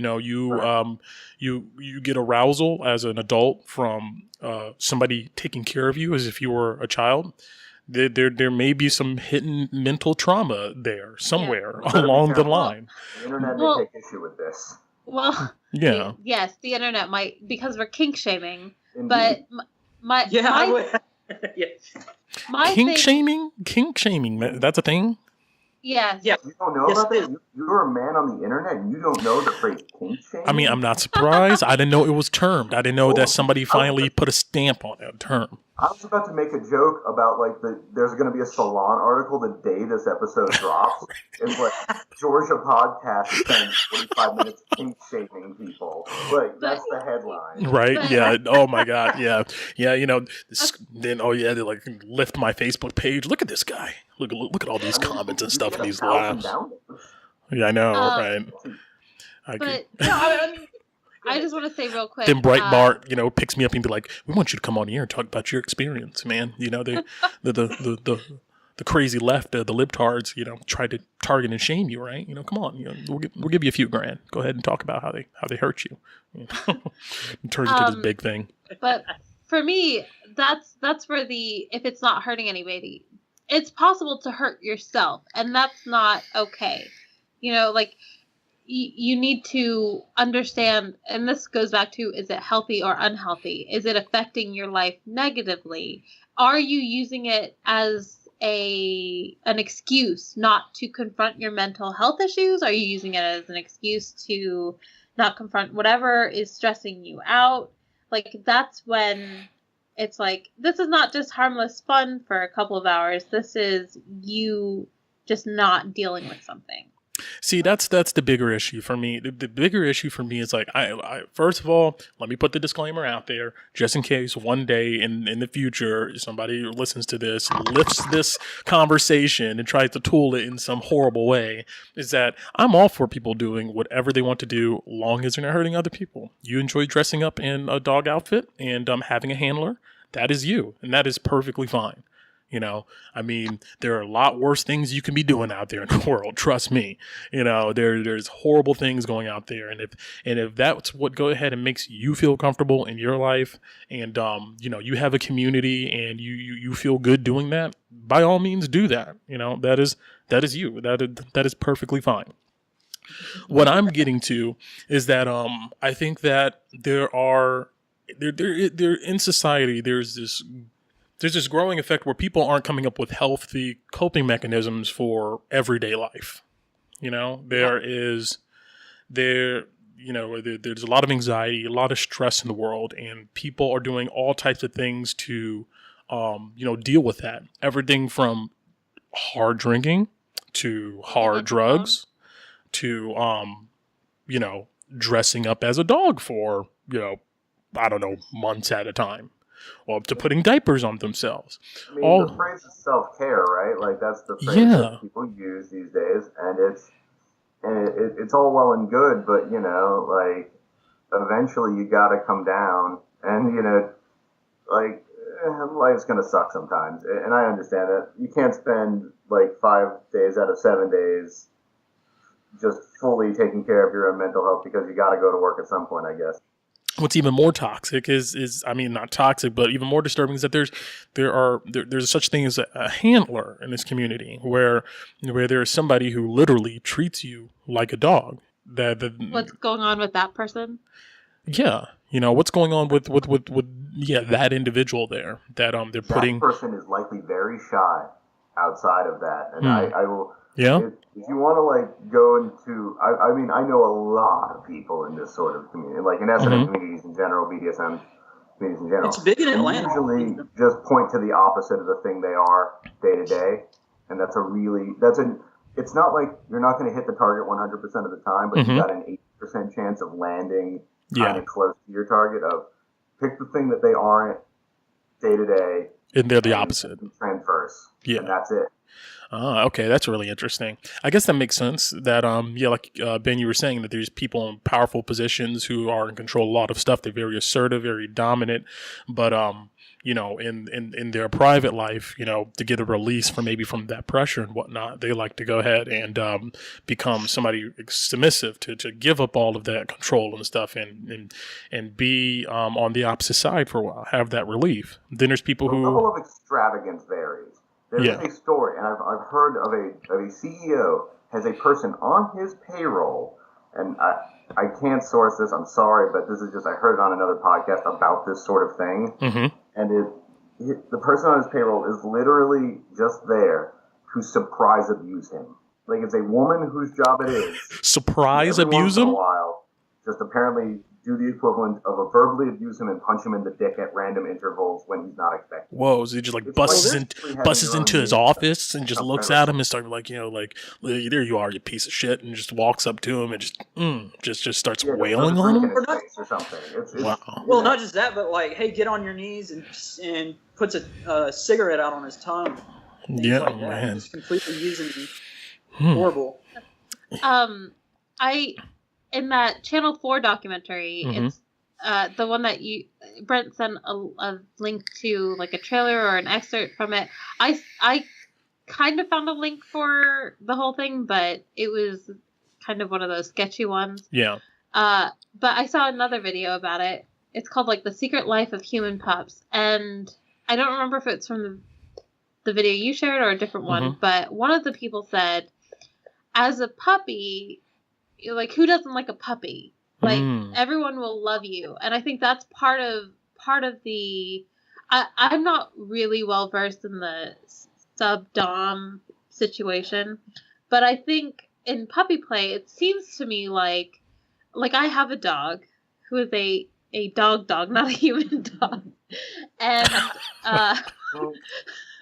so, it's nice to have this dog that just loves you and is just like, hey, will you pet me? Even though I don't always want to, because I'm like, I'm tired. But it's nice to have someone who wants your affection, and it's nice. I imagine if I were, on the other end of it, like, it would be nice to have someone, like, hey, I'm going to praise you and be like, hey, that's a good girl, and because you don't always get that from the world. Yeah. So I mean, I guess I don't fully get behind, like, it's not something I would ever be like, yes, I will try this out for, an hour. Like, I wouldn't feel comfortable with it. But I like that paragraph I read, I can sort of see the appeal of, hey, you think about, they call dogs man's best friend. And I think there's just like a cultural attitude towards dogs, like, that I could see someone who doesn't feel love, who feels that void, is like, hey, this is how I can fill that. Yeah, there's like some sense of I kind of say that I feel like the more alienated a person is,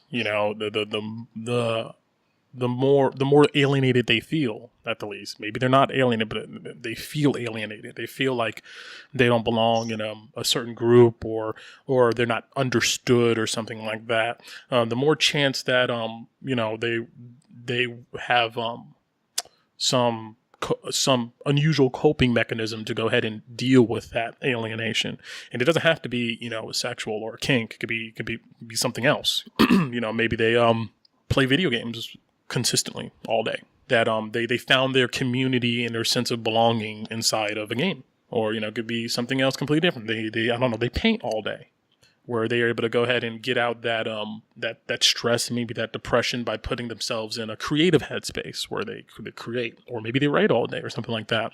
But it can also come out in what we consider, sexual, I guess, deviance, at least from the Judeo-Christian norms. The end of that Matt Bloom article on The Stranger, it's like the last sentence, but he says, making friends, calming nerves, overcoming fears, understanding yourself. Puppy play seems to serve a psychological function that other kinks don't always reach.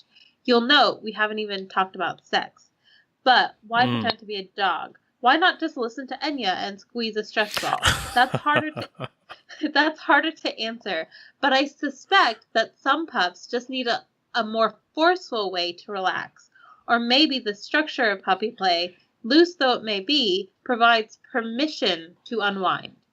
Whatever the case, puppy play has exploded in popularity. Another thing, too, is I think that there's a lot of, like, where we build this construct of a society around us. And it's artificial in a lot of sense. And we're constantly, like, repressing a lot of our biological tendencies in order to get along with each other and, make this society work. An easy way to get back to your biological callings is, all types of sexual kinks.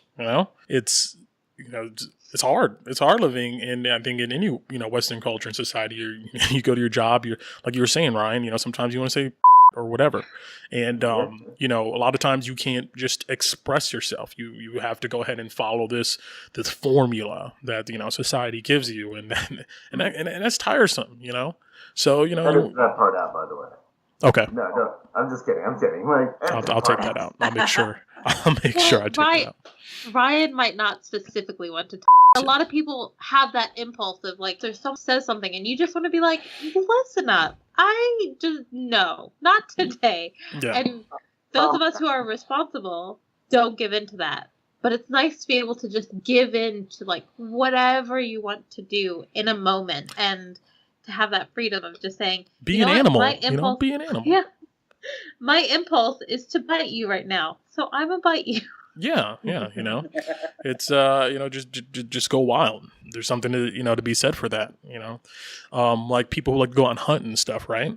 Those extreme hunters who go out into the woods for like a month or something by themselves, and they just track elk and deer or whatever, and like literally spear hunt a bear, and they a lot of people are going to be like, dude, what are you, why are you doing something like that? And it's like, just, and those people say that, I feel like I get back to something more primal, where all I'm concerned with is like my own survival out here and being in the wilderness and that alone time, being myself, whatever it may be. I think that that's important. I will say this though, those pup costumes to me, they look pretty scary, man. Don't they look like creepy? Like if like somebody was like walked into your house with that on in like the dark, you wouldn't be thinking that they're there for pup play. Brent, have you seen the horse costumes? What? There's horses? Oh no! Whoa, dude! I was about to jump into ride other people, and there are people who act like chariots. So they hook themselves together like you would in chariots, and they ride on. Yeah, it's. You should see Brent's face right now, audience. It's fantastic. Yeah. Everybody's Googling like a mad person if you don't know. Go look it up. It's awesome. They hooked themselves together like a chariot, and like they put saddles on, and then other people will get on and ride them. They put bits in their mouths and let people in public. Let their partner ride them. And, in public. Yeah. In public. Yeah. Now it goes back to the primal thing of it lets me go back to something. Yeah, I guess so. I don't focus is not kicking off my rider. I'm guessing like kind of clear your mind sort of thing. Yeah. That's just another way it's done. I don't know. I think that we all. Brent, can you see this? No. Yeah, let me see. Anyways, yeah, okay. For me, yeah, they got the horse hats on. I think that a lot of people feel like in everyday life we're all role playing to a certain extent. That is like true. You said, like you can't do what you want to do, and I think there's a part of me that really admires people who can go out and do these things. Like I have Googled this pony play, and you're right. Like there are people, and it's full on in a parade, and I think that there's something kind of admirable in being able to just like rid yourself of like, well, society thinks this is weird, and I'm just going to do this because this feels true to myself. That you're right. There's part of me that admires that, and I'm like, well, maybe that's how they get the courage, because in the dog play, in the ponies play, I think maybe a part of it, for some of them, they have their faces are more visible, but for other people, your face is covered. So I think it's a way to sort of be daring and but yet not yourself. I feel like that. I mean, that's really true. Like, there's an admirable quality to people who they accept something as themselves in totality, and like that's them. There's no deviance, there's no question about it, and they go ahead and absorb themselves into that lifestyle. And this is what I like. Yeah, they have. Yeah, exactly. They have no qualms about it. You don't like it. Well, whatever. You do. Well, come join. Come. Come ride me, or whatever it may be. Even with LARPing, it's very interesting in that regard because I get up in some stupid fucking costumes and swing plumbing supplies around and fight dudes in other stupid costumes. Yeah. But I am still not, like, after 8 years and, like, devoting an ungodly amount of effort to it, I still don't really like it when some randos are around. Like, if you're at a certain site where other campsites can see what you're doing, it still makes me a little uncomfortable. And it's like, well, I guess I'm not as comfortable in myself as these people are. Does it make you feel like those random people there are, like, kind of maybe breaking the environment, the bubble, the fantasy environment that's going on at the moment? It like maybe makes you, yeah, it makes you think like, gay at us a bunch. Like, well, occasionally really doing things. I did not LARP for 8 years. I think I only LARPed for like 5 or whatever. But for me, when there would be the occasional sort of outsider that would come in, I don't think that I felt as weird about it. Like I played Legends back in the day, and they had like a public broadcasting, network came out and did a piece. But then these students came out and they did a piece, and that never felt weird to me. Like I didn't feel weird about it personally, because I was like, this is a fun little hobby. It's, playing make-believe, whatever. But I could see if I were, I wore pretty dresses and nice costumes a lot of the time. So I don't know. For me, it was more like a theater. Like if someone had stopped by my improv group or whatever and was like, "Hey, what are you doing?" Like that's how I felt about it. I might have felt a little different if I had been like some terrible goblin makeup or some, you know what I mean? Like when I went ahead and did it, I did it. I didn't go like consistently. I went like maybe 3 times, I think, I want to say. And any time I went, I did the whole monstering thing. And monstering is you dress up as like an NPC enemy that the other players go ahead and fight. And I love the experience. I love the experience. I remember that where were we at? It was a larger campsite that had like a lake or something.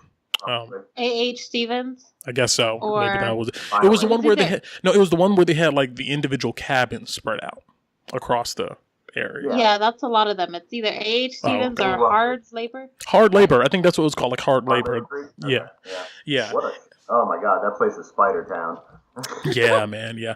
Oh, you want to know a messed up story? So, the first time I went out there and did it, and I came back, and let's see, I think I was a sophomore at CSU at the university, and I remember sitting in class. I forget what class it was, but it was in the Arnold building, and somebody behind me goes, "Hey, man, what happened to your hair?" And I go like, and I turn around and I look at this guy. I'm like, "What are you talking about?"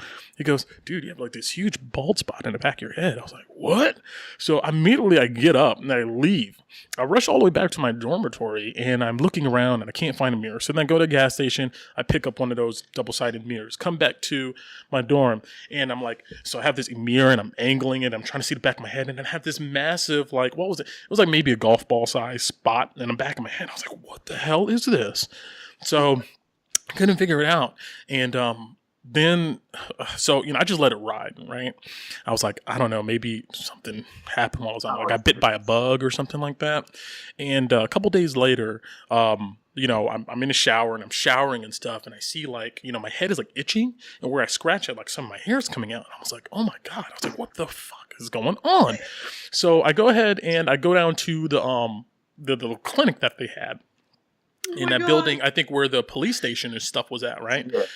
Yeah. And so I go down there and I get an appointment. I was like, my hair's falling out. I don't know what. And there's this doctor down there. He's like, okay, we'll go ahead and check it out.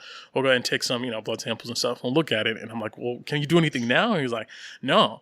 And he's like, we have to go ahead and wait till we get some tests back. I was like, well, what the hell do you do? He's like, you can shave your head bald. You can wear a hat. So so there was like a good week in time where, I was very self-conscious that I just didn't come out because my hair was falling out and I was like bald and stuff and I skipped my classes. I just stayed inside. You get online, man, you start looking around. You're like, what the hell happened? I thought I had like Rocky Mountain spotted fever and shit. And like I was dying and stuff. And I was in this bad space about it. So I get a call finally and I come down and it was like, so you said you went camping and stuff. I was like, yeah. I think I got like bit by a tick or something. He's like, no. Actually, pine trees have this fungus, or if you go ahead and you can rub up against it, it can get under your skin. And he was like, that fungus is growing under your skin and has hair loss. It's this type of fungus. And I was like, whoa. So he gave me, I've had it. Yeah, you know what I'm talking about, right? Yeah. So, he gave me these massive green pills I had to take, man. They're like the size of like an M&M, a peanut M&M. It was like huge. And I had to take that for a couple weeks and it cleared it up, but I had to wait for my hair and stuff to grow back. I had the same thing on my wrist, on my right wrist, and I thought it had been like, and I got it from a tick bite, but it was definitely that exact fungus. Yeah. Fucking ticks. But like, I thought it was showing like a ring. Oh, yeah, that's a scary one, so yeah. I thought it was way worse than it was, and it just puffed up, and it was bad news, man. I've hurt myself and gotten bitten in weird ways doing this hobby. Both my ankles. Yeah, that's a workout too, man. Being out there running around, dude, that's like your monster. When I was monster, I was like, that's a killer workout. Yeah, you want to go ahead and get in shape and stuff, run around out there for like, back and forth throughout that campsite, swinging boffer weapons. It was fun. I liked it because to me, it was like a beautiful campsite. You know, it was out, to me, it was, you know, out in nature and stuff. And I just like being out in that environment and stuff. That was really cool. You know, occasionally I bring up LARPing when, you know, and most people are like, it's getting bigger. Most people like know what it means. I'm like, you know what a LARP is? I'm like, yeah, that's a live action role playing, right? And I'm like, oh, wow. Thanks, Okay. Paul Rudd. Yeah. I think a lot of people remember that video with the LARPers who were doing the what was it, firebolt, lightning bolt, something like that. So a lot of times when I would talk about LARPing, or if I bring it up now, I have to be like, okay, but it's not quite like the movie, and it's not quite like that video. But it, and that's why I think I can empathize with some of the, like, if you're taking like a weekend or whatever to do the puppy play or a couple hours, like this is where I'm like, okay, I get it. Because it is nice to be able to get out of yourself and to be someone else and to think, to just not deal with your problems. This is something that I would use it to sell people. Like, it's a nice way to just not be you for a weekend. Yeah. But the problem is, and Legends wasn't really the type of crowd to do this, but I had seen other, like, smaller LARPs that no longer exist, especially ones with, like, younger, and I hate to say it, but generally more, like, they haven't had to figure out their mental health things because they had the parachute of, you know, they have different parachutes. And you'd have people who would role play constantly on the forums, and you'd have people who would take the LARPing experience from their weekend and then they'd bring it. This is something that I don't have firsthand experience of, but I had heard. You know, they be bringing LARP drama into real life. That's what happens. Well, okay, LARP drama being brought into real life is unavoidable, no matter what. No, I'd be out there lurking on social media and sometimes like oh, there's some LARP drama going on here. I don't know what they're talking about, but they be alluding to stuff and people, and I'm like, dang. I can tell you about it later if you want. I won't say it on air. All right. That's fair. Yeah, don't say no blasting people on the air. But one of the reasons why I stopped LARPing is because it stopped being fun for me. Because I was a member of this group, and then a bunch of people left, and I became the leader of the group. And I had been, you know, I was youngest, both, like I was the youngest, and also I had been in the group the least amount of time. But really, if you looked at it objectively, like, there was no way anyone besides my character was going to be the leader of this group. And, like, it got stressful, and it was like, I am having to put way too much work in this hobby that's fun. But so LARP drama being brought into your life, because you only have so much time during the weekend to handle things. You have to do things off site. But the problem is where you're like, I'm going to live my life as this person all the time. Or it's like a daydream. Like, I am a daydreamer. I daydream a lot, and it helps me cope. But at a certain point, I have to say to myself, okay, are you daydreaming a little too much? Like, can you focus on your daily life? Can you do the things you need to do? Can you have a relationship? Like, can you deal with people in the real world the way that you are dealing with your own internal, like, oh, what if I were able to not live in rural Kansas right now?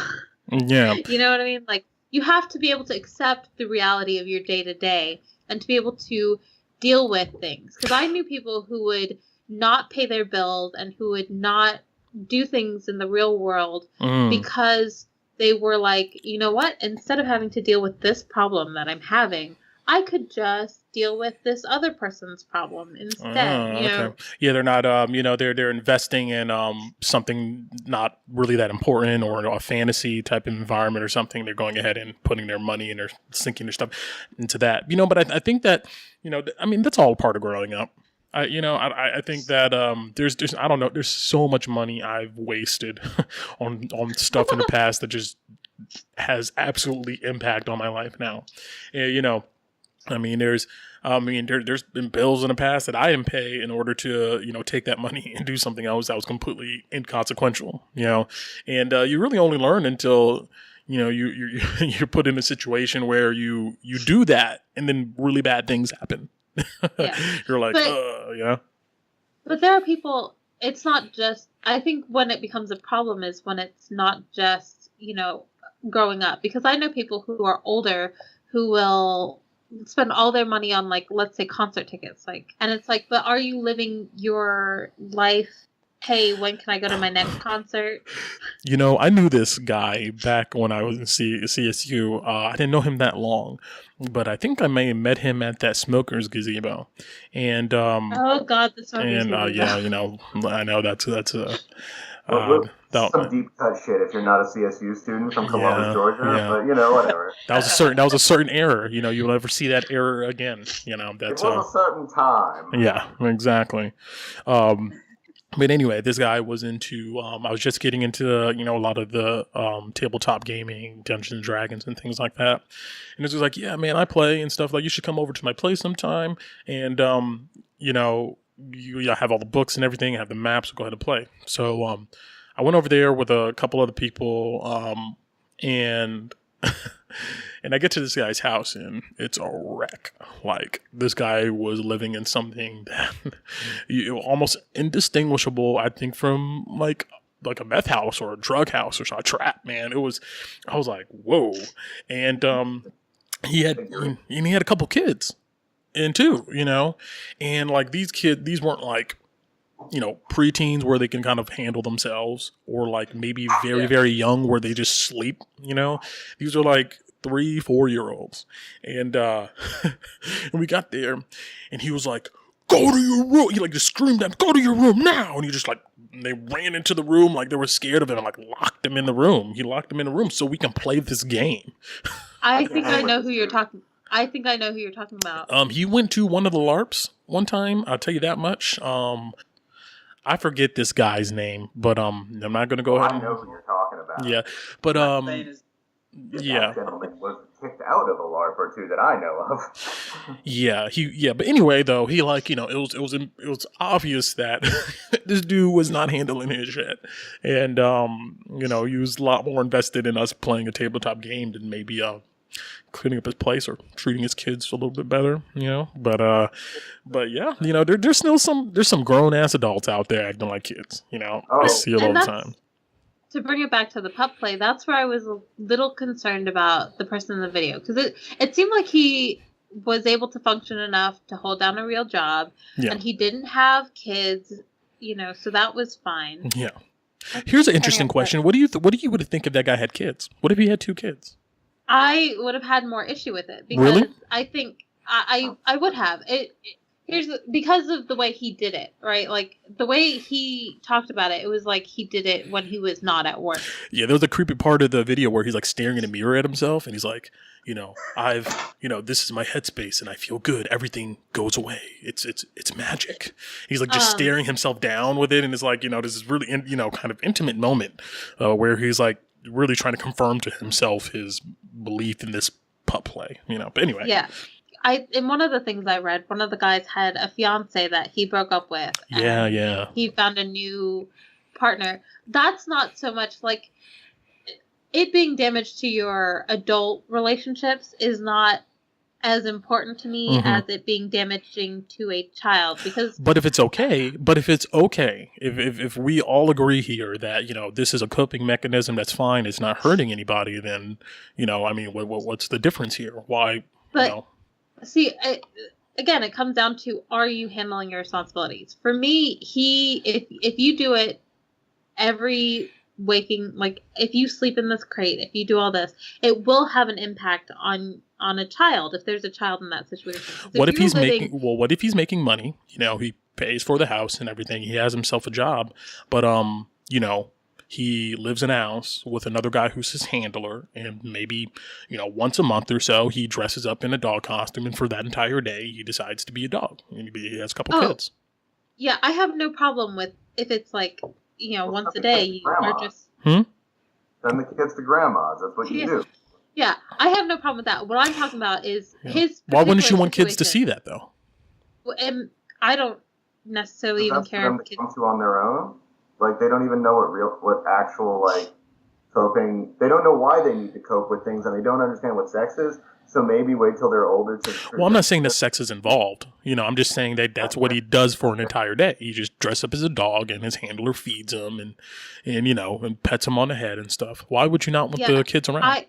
I wouldn't necessarily have a problem with that if you can help your kids. If your kids are old enough to be able to process, and I think people don't give kids enough credit, because I worked at a daycare for a while. Kids are able to process more than we give them credit for, earlier than we give them credit for.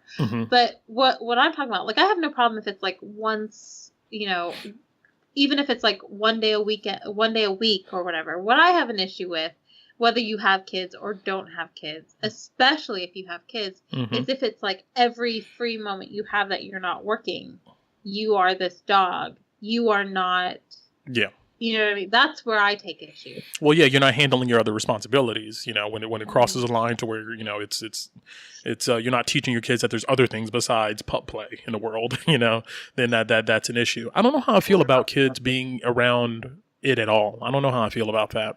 It's like you're a balanced adult at that point if you're not taking care of your responsibilities. Like, yeah, if you're doing this sort of thing and you're taking care of business, if the bills are paid, food's on the table, and everyone has, up-to-date clothing and whatnot, but this is something you do, you're presenting a person who has their shit together, which I think is actually more important than literally anything else, is, presenting that you have your shit together, because that's a good thing for you to see.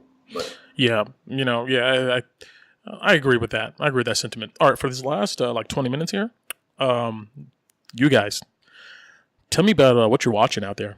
What do you like that's on TV? I just watched Stranger Things season 2 all the way through. All the way through? Review? Out of 10? What is it? Oh, I'd give it a 9 out of 10. Oh, yeah, it's that good, huh? How does it measure up to season 1? Same good. There's going to be a part where they're going to say the series jumped the shark. They're wrong. They're incorrect in that assessment. And if you see it, you'll understand exactly why someone would say it. But they're wrong, because it's just as 80s-tastic as anything else that happens in that show. It's just a different type of 80s-tastic. Gotcha. How about you, Ben? What are you watching, man? Mindhunters. Yeah, what is that about? It's about the beginning of the FBI profiling program, the BAU, in the early 60s and 70s, and it begins with them talking to Edward Kemper. Basically, the idea being is they wanted to create a profile or a program where they could go in and talk to criminals, and they just happened to start talking to serial killers. Will be the ones that they wanted to talk to. So they talked to guys like Richard Speck, Ed Kemper. So this is a documentary series? No, a guy named. It's based on a book by a guy who actually started the BAU at the FBI, and it's a Netflix series. So it's a drama that's based on this drama. Yeah, docudrama. Well, it's incredibly good. It's really good. How about you, Sam? What are you doing? What are you watching? Okay, well, I alluded to this earlier, but really, my life has been destroyed by K-pop. So I have been watching a lot of K-pop videos. I did, however, this weekend, I'm just going to say, for anyone who has not even, dipped a toe or even seen a fraction of it, there's so much content. The way Korean idols are versus, American music groups, it's insane. There's so much out there. I feel like Korean entertainment is a decade or two behind America. I feel like they're in the 90s over there, man. They got the boy bands, they got the talent shows going on, and another thing about Korean culture too is that they have a lot of soap operas. Soap operas is a big thing. It's funny because I have seen people say stuff like, "Oh, well, this is getting too westernized" or something, and I just want to be like, you guys realize, if you go back and you look at, I can't pronounce names confidently, but anyways, there's one of the people they call like the father of K-pop. He was like, if you listen to him, like it just makes me think of Cypress Hill, and you look at these other groups and it's like, oh, I can see like the NSYNC, Backstreet Boys, even New Kids like influence. I don't know that it's necessarily a decade behind, but like it's definitely interesting. They have a lot of variety shows too, like we used to have in the 90s, Yes. where people walk around on the street and like prank people, or Yeah. I have sort of a note on this because this came up in my other podcast, Polyhedron, shameless plug, where we talk a lot about role-playing games. And I think what we're talking about here is actually a similar thing to that, because in Japan and Korea and all that, tabletop role-playing games are a very different animal. Like, they sort of started with Dungeons and Dragons and all that, but really, you know how in the original D&D sets and all that stuff you have pre-generated characters and pre-generated everything? It's pre-generated everything. Mm-hmm. Apparently, in Asian countries, that is like still the kind of the standard thing they do. So they take it to the nth degree, like a pre-generation, and you're a character, you're role-playing this character, you're given a personality profile, and that's it. I think what we're seeing is just that same instinct of they took American pop and just did it as hard as they could. Yeah. They just did it just so hard. But it's become like this whole other. We could have a whole segment on it. But I did want to mention, I just finished watching Thinking on Bitcoin on Netflix, and I watched it, and I feel like I know less about Bitcoin than when I started, because it's just such a, like, it's just something I don't think I can really wrap my head around. Like, I get the idea, like, the basic premise of why you would want Bitcoin, but, like, a lot of the stuff that has happened in it, like, is just sort of, I don't know, it's just something I can't wrap my head around. For some reason. It's weird. It's useful, but it's weird.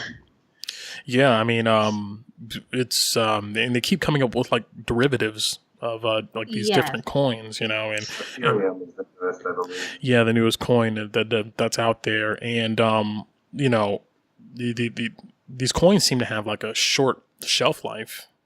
Comparatively, I mean, there's a standard quote unquote Bitcoin, but there's all these other types, and while it's hot, you get one, you can flip it and get some real cash out of it. You can get a lot of money, or but they when they plunge, man, it's like it's done. It's done. It's a stock market crash. Yeah. But one of the and the funny thing is, like, a part of the motivation was to prevent stuff like that from happening, but instead, like, that is exactly what happened. Like, they talked, there were these people, and they talked to their son or someone on the phone, and they asked him if he had Bitcoin, and he said he lost about 90%. Like, he has everything that he got, but he lost 90%. But the thing is, how where can you spend this? So it's not like a practical thing for someone like me who lives in a rural area. There are certain places you can spend it for sure. Well, yes. Dark we web. Get into the Silk Road. But I think that's like the other issue, the other barrier is that you're putting this money into something that's not sure. And it's like when when they left Vietnam, my grandfather didn't understand that the U.S. government would actually have given him something for his South Vietnamese money. So he was just like, this is basically useless. But it's anytime a government collapses, the paper money that you have, it's useless. It means nothing. It happened in Iraq. Their currency was nothing after the original surge.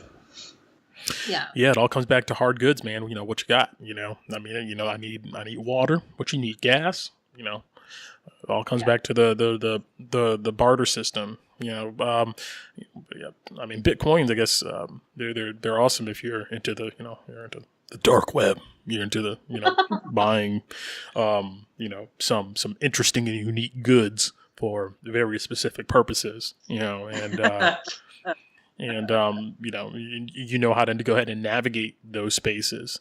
It's, it's, super, super complicated, man. I just got done watching I'm so far behind.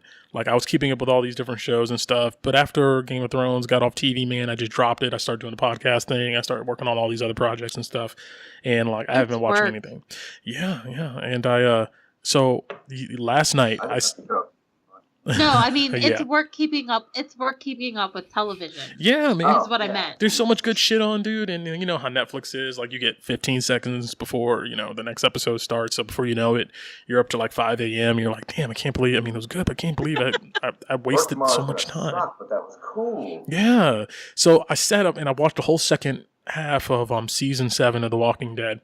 Because I kind of hopped off the bandwagon for a while because things were moving so slow and the drama felt kind of forced and a little bit, you know, lackluster and stuff. So last night I watched like 8 episodes, 8 hours. I think that's like 8 hours gone.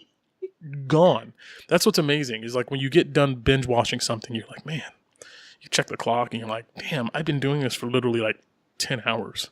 You gotta do it these days. Like, that's kind of, that's millennial shit right there, man. It's like, okay, I'm gonna carve out this amount of time because I got other shit I gotta do. That is true. That is true. Is 10 hours in one setting any different than an hour a day across 2 weeks? You know. Yeah. Well, it depends on how much sleep you lose. Yeah. And we will, and that's where it gets a little unhealthy because, like, well, I guess I just get 4 hours of sleep tonight. And that is true. And like, what do you have to show for it at the end of the day? You know, you had a good time, but it all evaporates. Like, I watched when I first heard of House of Cards. You know, I was like a couple seasons behind, so I watched all of it, dude. I spent an entire day, blinds closed in my rooms. You know, just watching episode after episode after episode. Like, only time I stopped was to go to I was like a zombie. I was just like sucked in to the drama, and like, it was fun and all, but like, I got nothing done at all. There was like so much. I could have washed clothes, you know, I could have done a whole bunch of other things and didn't do anything. You could have put on a dog suit. I could have got into Pup-Play, you know. Important question. Yeah. Have you had a very, very interesting conversation about House of Cards with another person who likes it as much as you have? Yeah. A little bit. Time well spent. Huh? Time well spent. That if you can have really good conversation that about is true. Something, I measure it in quality of conversation here and there. Like, that's usually how I do it. Yeah, that is true. You can find somebody you can go ahead and vibe with if you've seen the same show and things like that. I've been more interested in documentaries and stuff lately. I don't know if you guys, every podcast I bring this dude up. So hopefully somebody out there who's listening to this should have looked him up by now. But Adam Curtis, he's a famous BBC documentarian. He has a whole bunch of amazing documentaries out there. One of the ones he just came out with in 2016 is Hypernormalization. Go watch it. It is about 3 hours long. It is super duper good. It's amazingly good. It's like you'll be hooked. You'll be watching all his other ones. Almost guarantee it. I tried to start watching. I like documentaries quite a lot. I tried to start watching Ken Burns's The Vietnam War.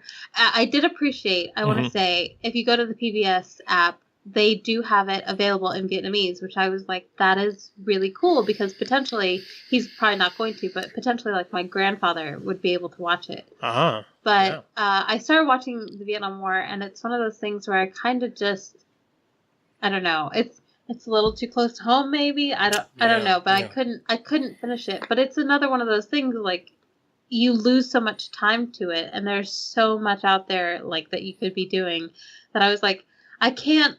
First of all, it's not something that I could have ever binged there because, it's heavy stuff. It's war. It's politics.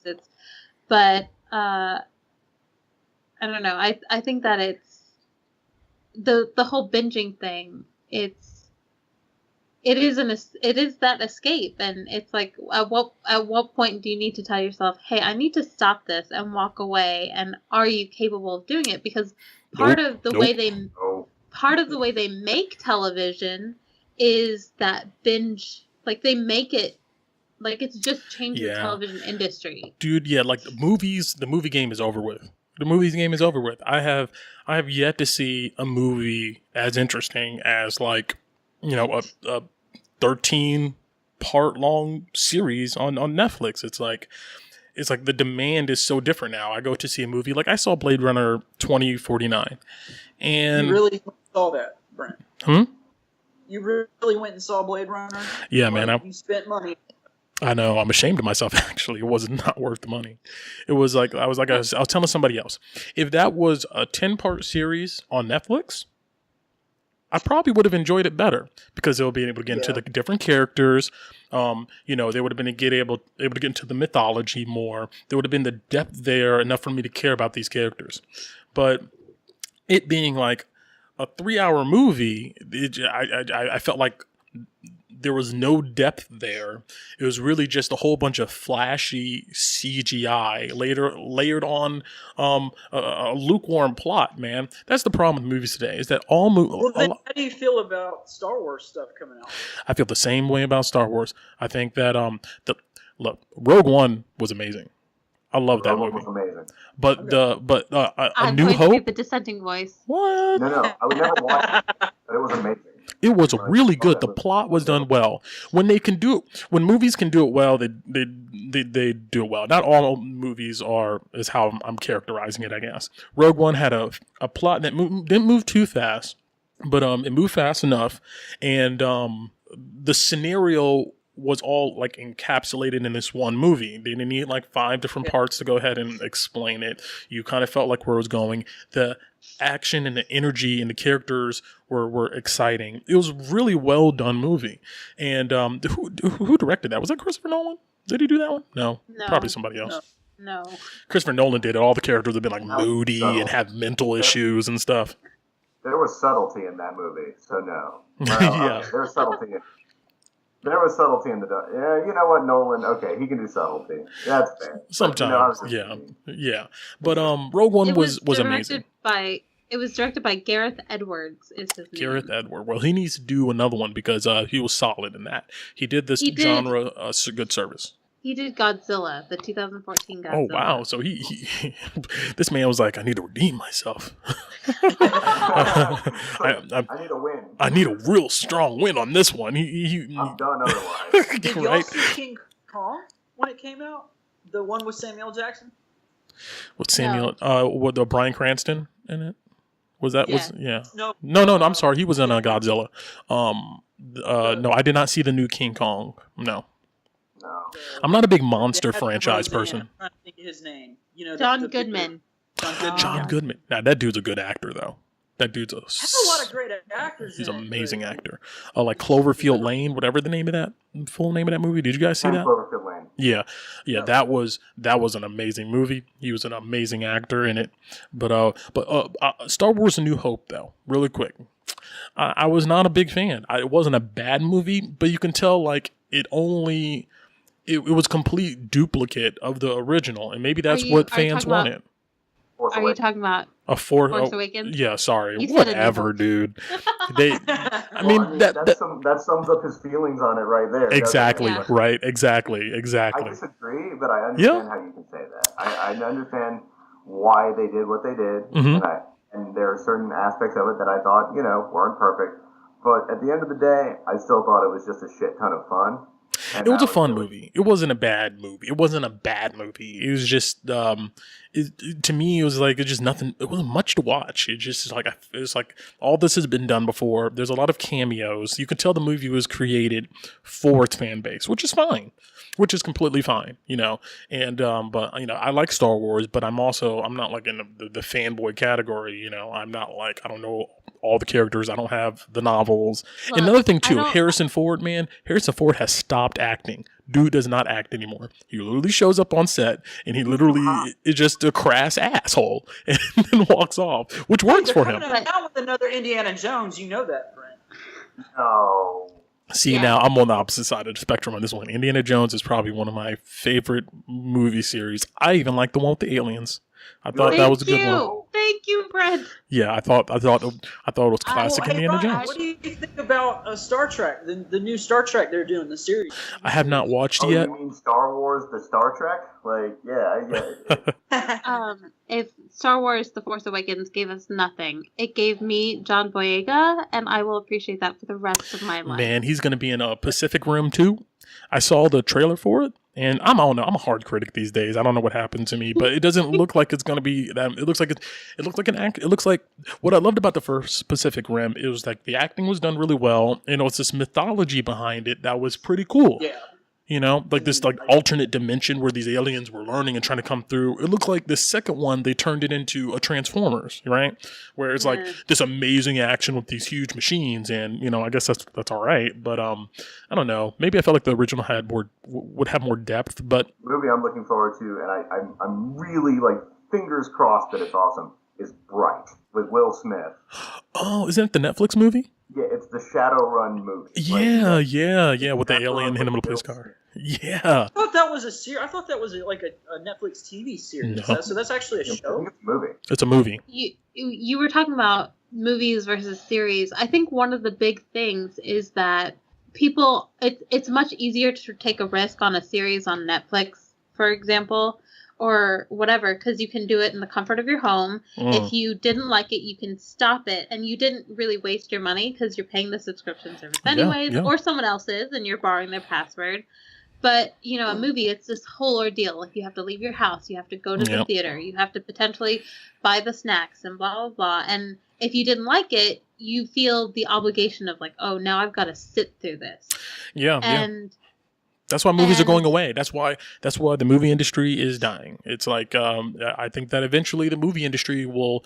We're talking about way in the future. I don't know. Give it 15 years or something like that. Movie industry will start streaming their stuff. They're going to build streaming platforms because we know Disney pulled all of their stuff off of Netflix, and they're creating their own streaming platforms, and they're going to start creating their own movies on their own streaming platform. And you know, that's already created theirs on View, I think, for PlayStation. So I mean, they're all trying to get their own like slice of it. HBO, Showtime. Yeah. They've already like for a number of years there have been movies that you can watch on demand as they're in the theater, and they've been talking about doing this where it's like instead of having to go to the theater, you can stream movies in your home. They've already talked about it, so I don't even think it's going to be 15 years. Like I feel. Part of me feels bad for the...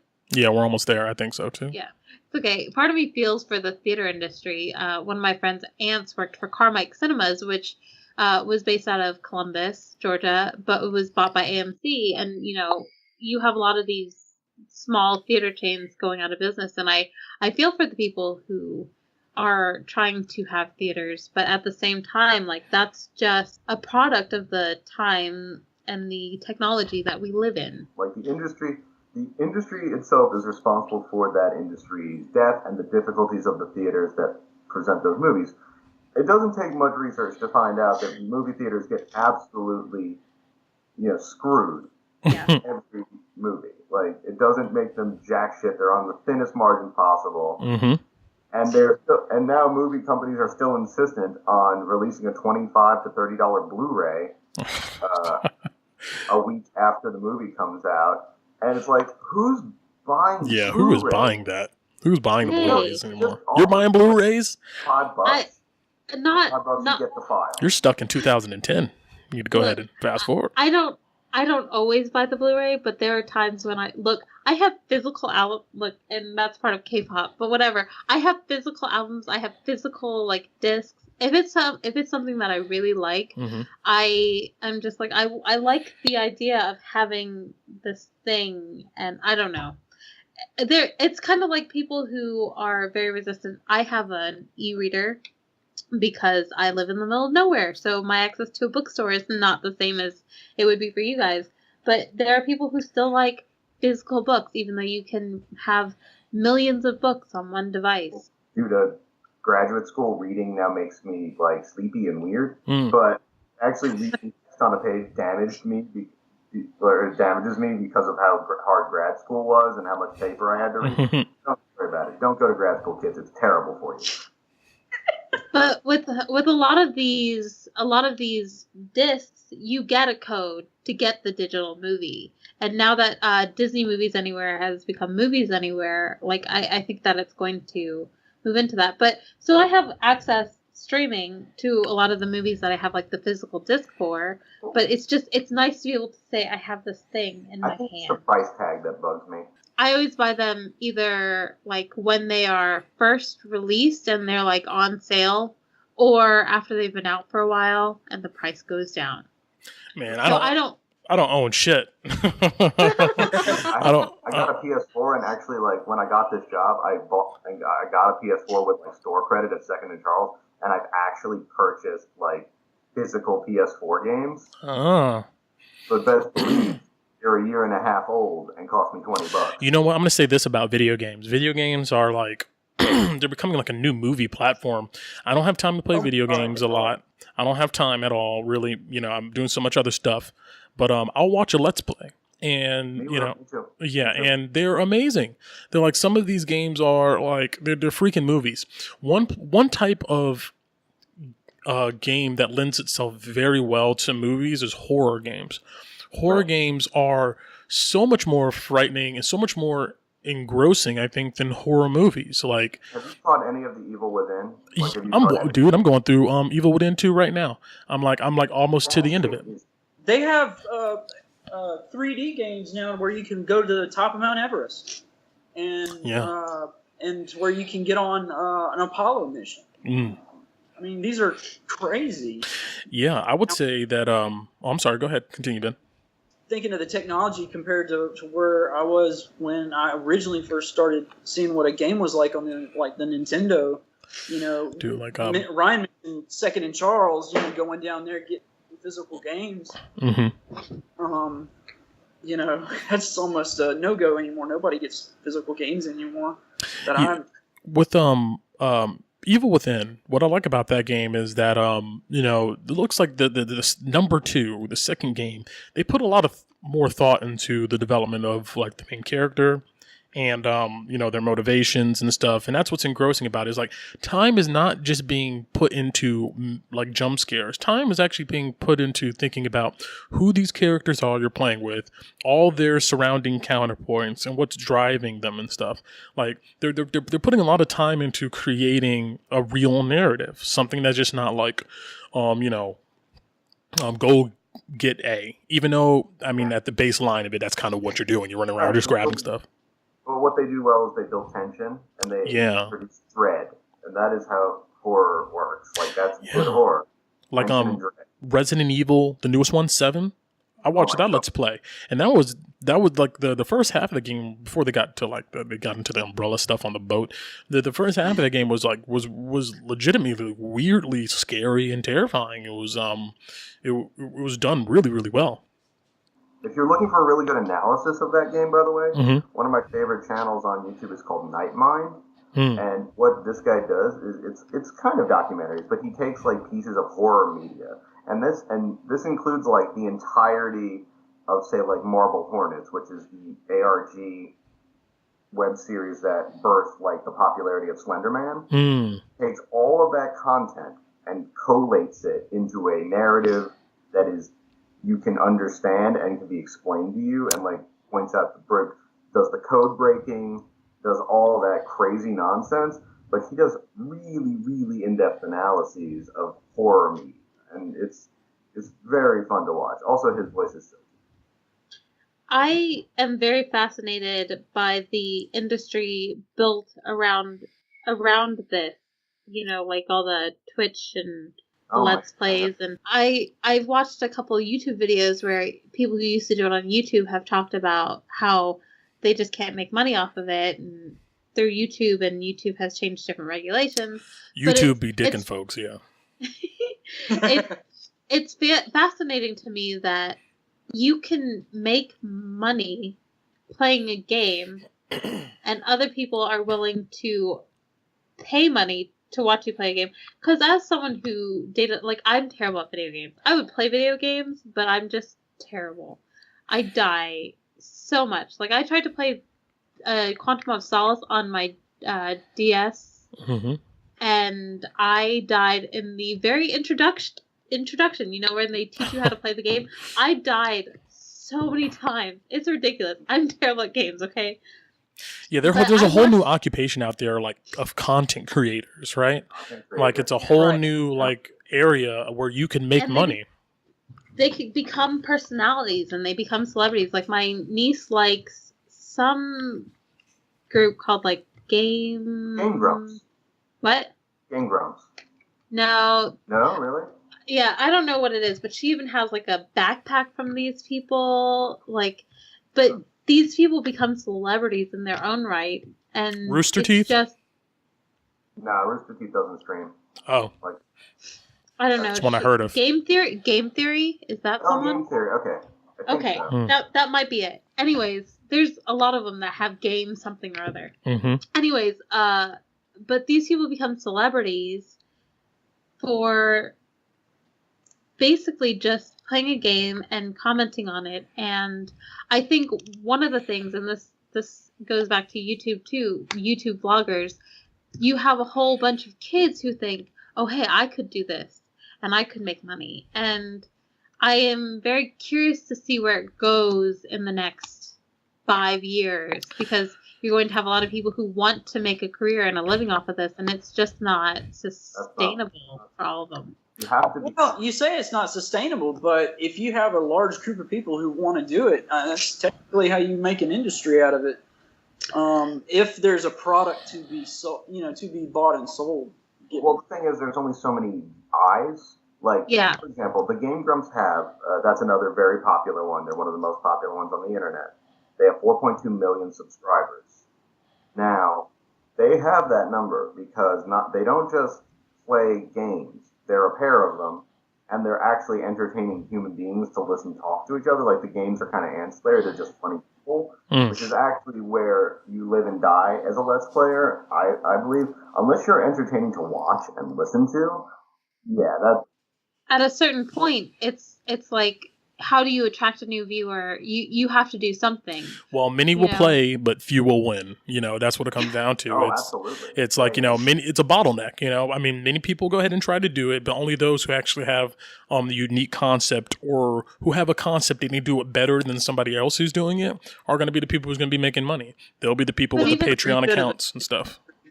It really does sound like a refit of the music industry.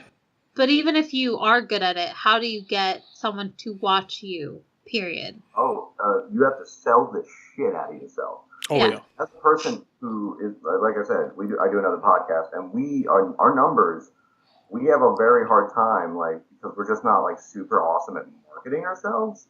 Yeah. And, I believe that after a year and a half and, like, almost 50 episodes, we're pretty damn good in our libraries, all right? Mm-hmm. Like, entertaining, but it's all about getting repped and getting get eyes on you. I would think that a better thing instead of the music industry would be to say like podcasts, or even but it would be the podcast more market is growing, definitely. There's a lot of there's a lot of people out there doing it and stuff, but like, once again, it's if you have an innovative and you have an interesting idea, people will find you. People will find you, and it is all marketing yourself. One of the biggest ways to marketing yourself in a podcast is you just is really who you bring on. It's like the type of people you talk to, the environment that you create with your podcast. If like, this podcast wouldn't be nearly as entertaining if you guys weren't on it. If it would just be talking by myself into the mic. Made a really terrible decision with this. Like, it's like, well, you done fucked up with us, so sorry about that. Take your 3 hours back, I suppose. No, yeah. I mean, it wouldn't be nearly as interesting. But hey, I don't want to take up too much of you guys' time. It's already 7:17 p.m. and you've already gave me like 3 hours, and I really appreciate it. So we could talk for a second, but after I wrap this up, but I'm going to stop recording. So thank you, Samantha, Ryan, Benjamin. Thank you. Thank you. Say bye. Goodbye. All right. I'll see you guys later.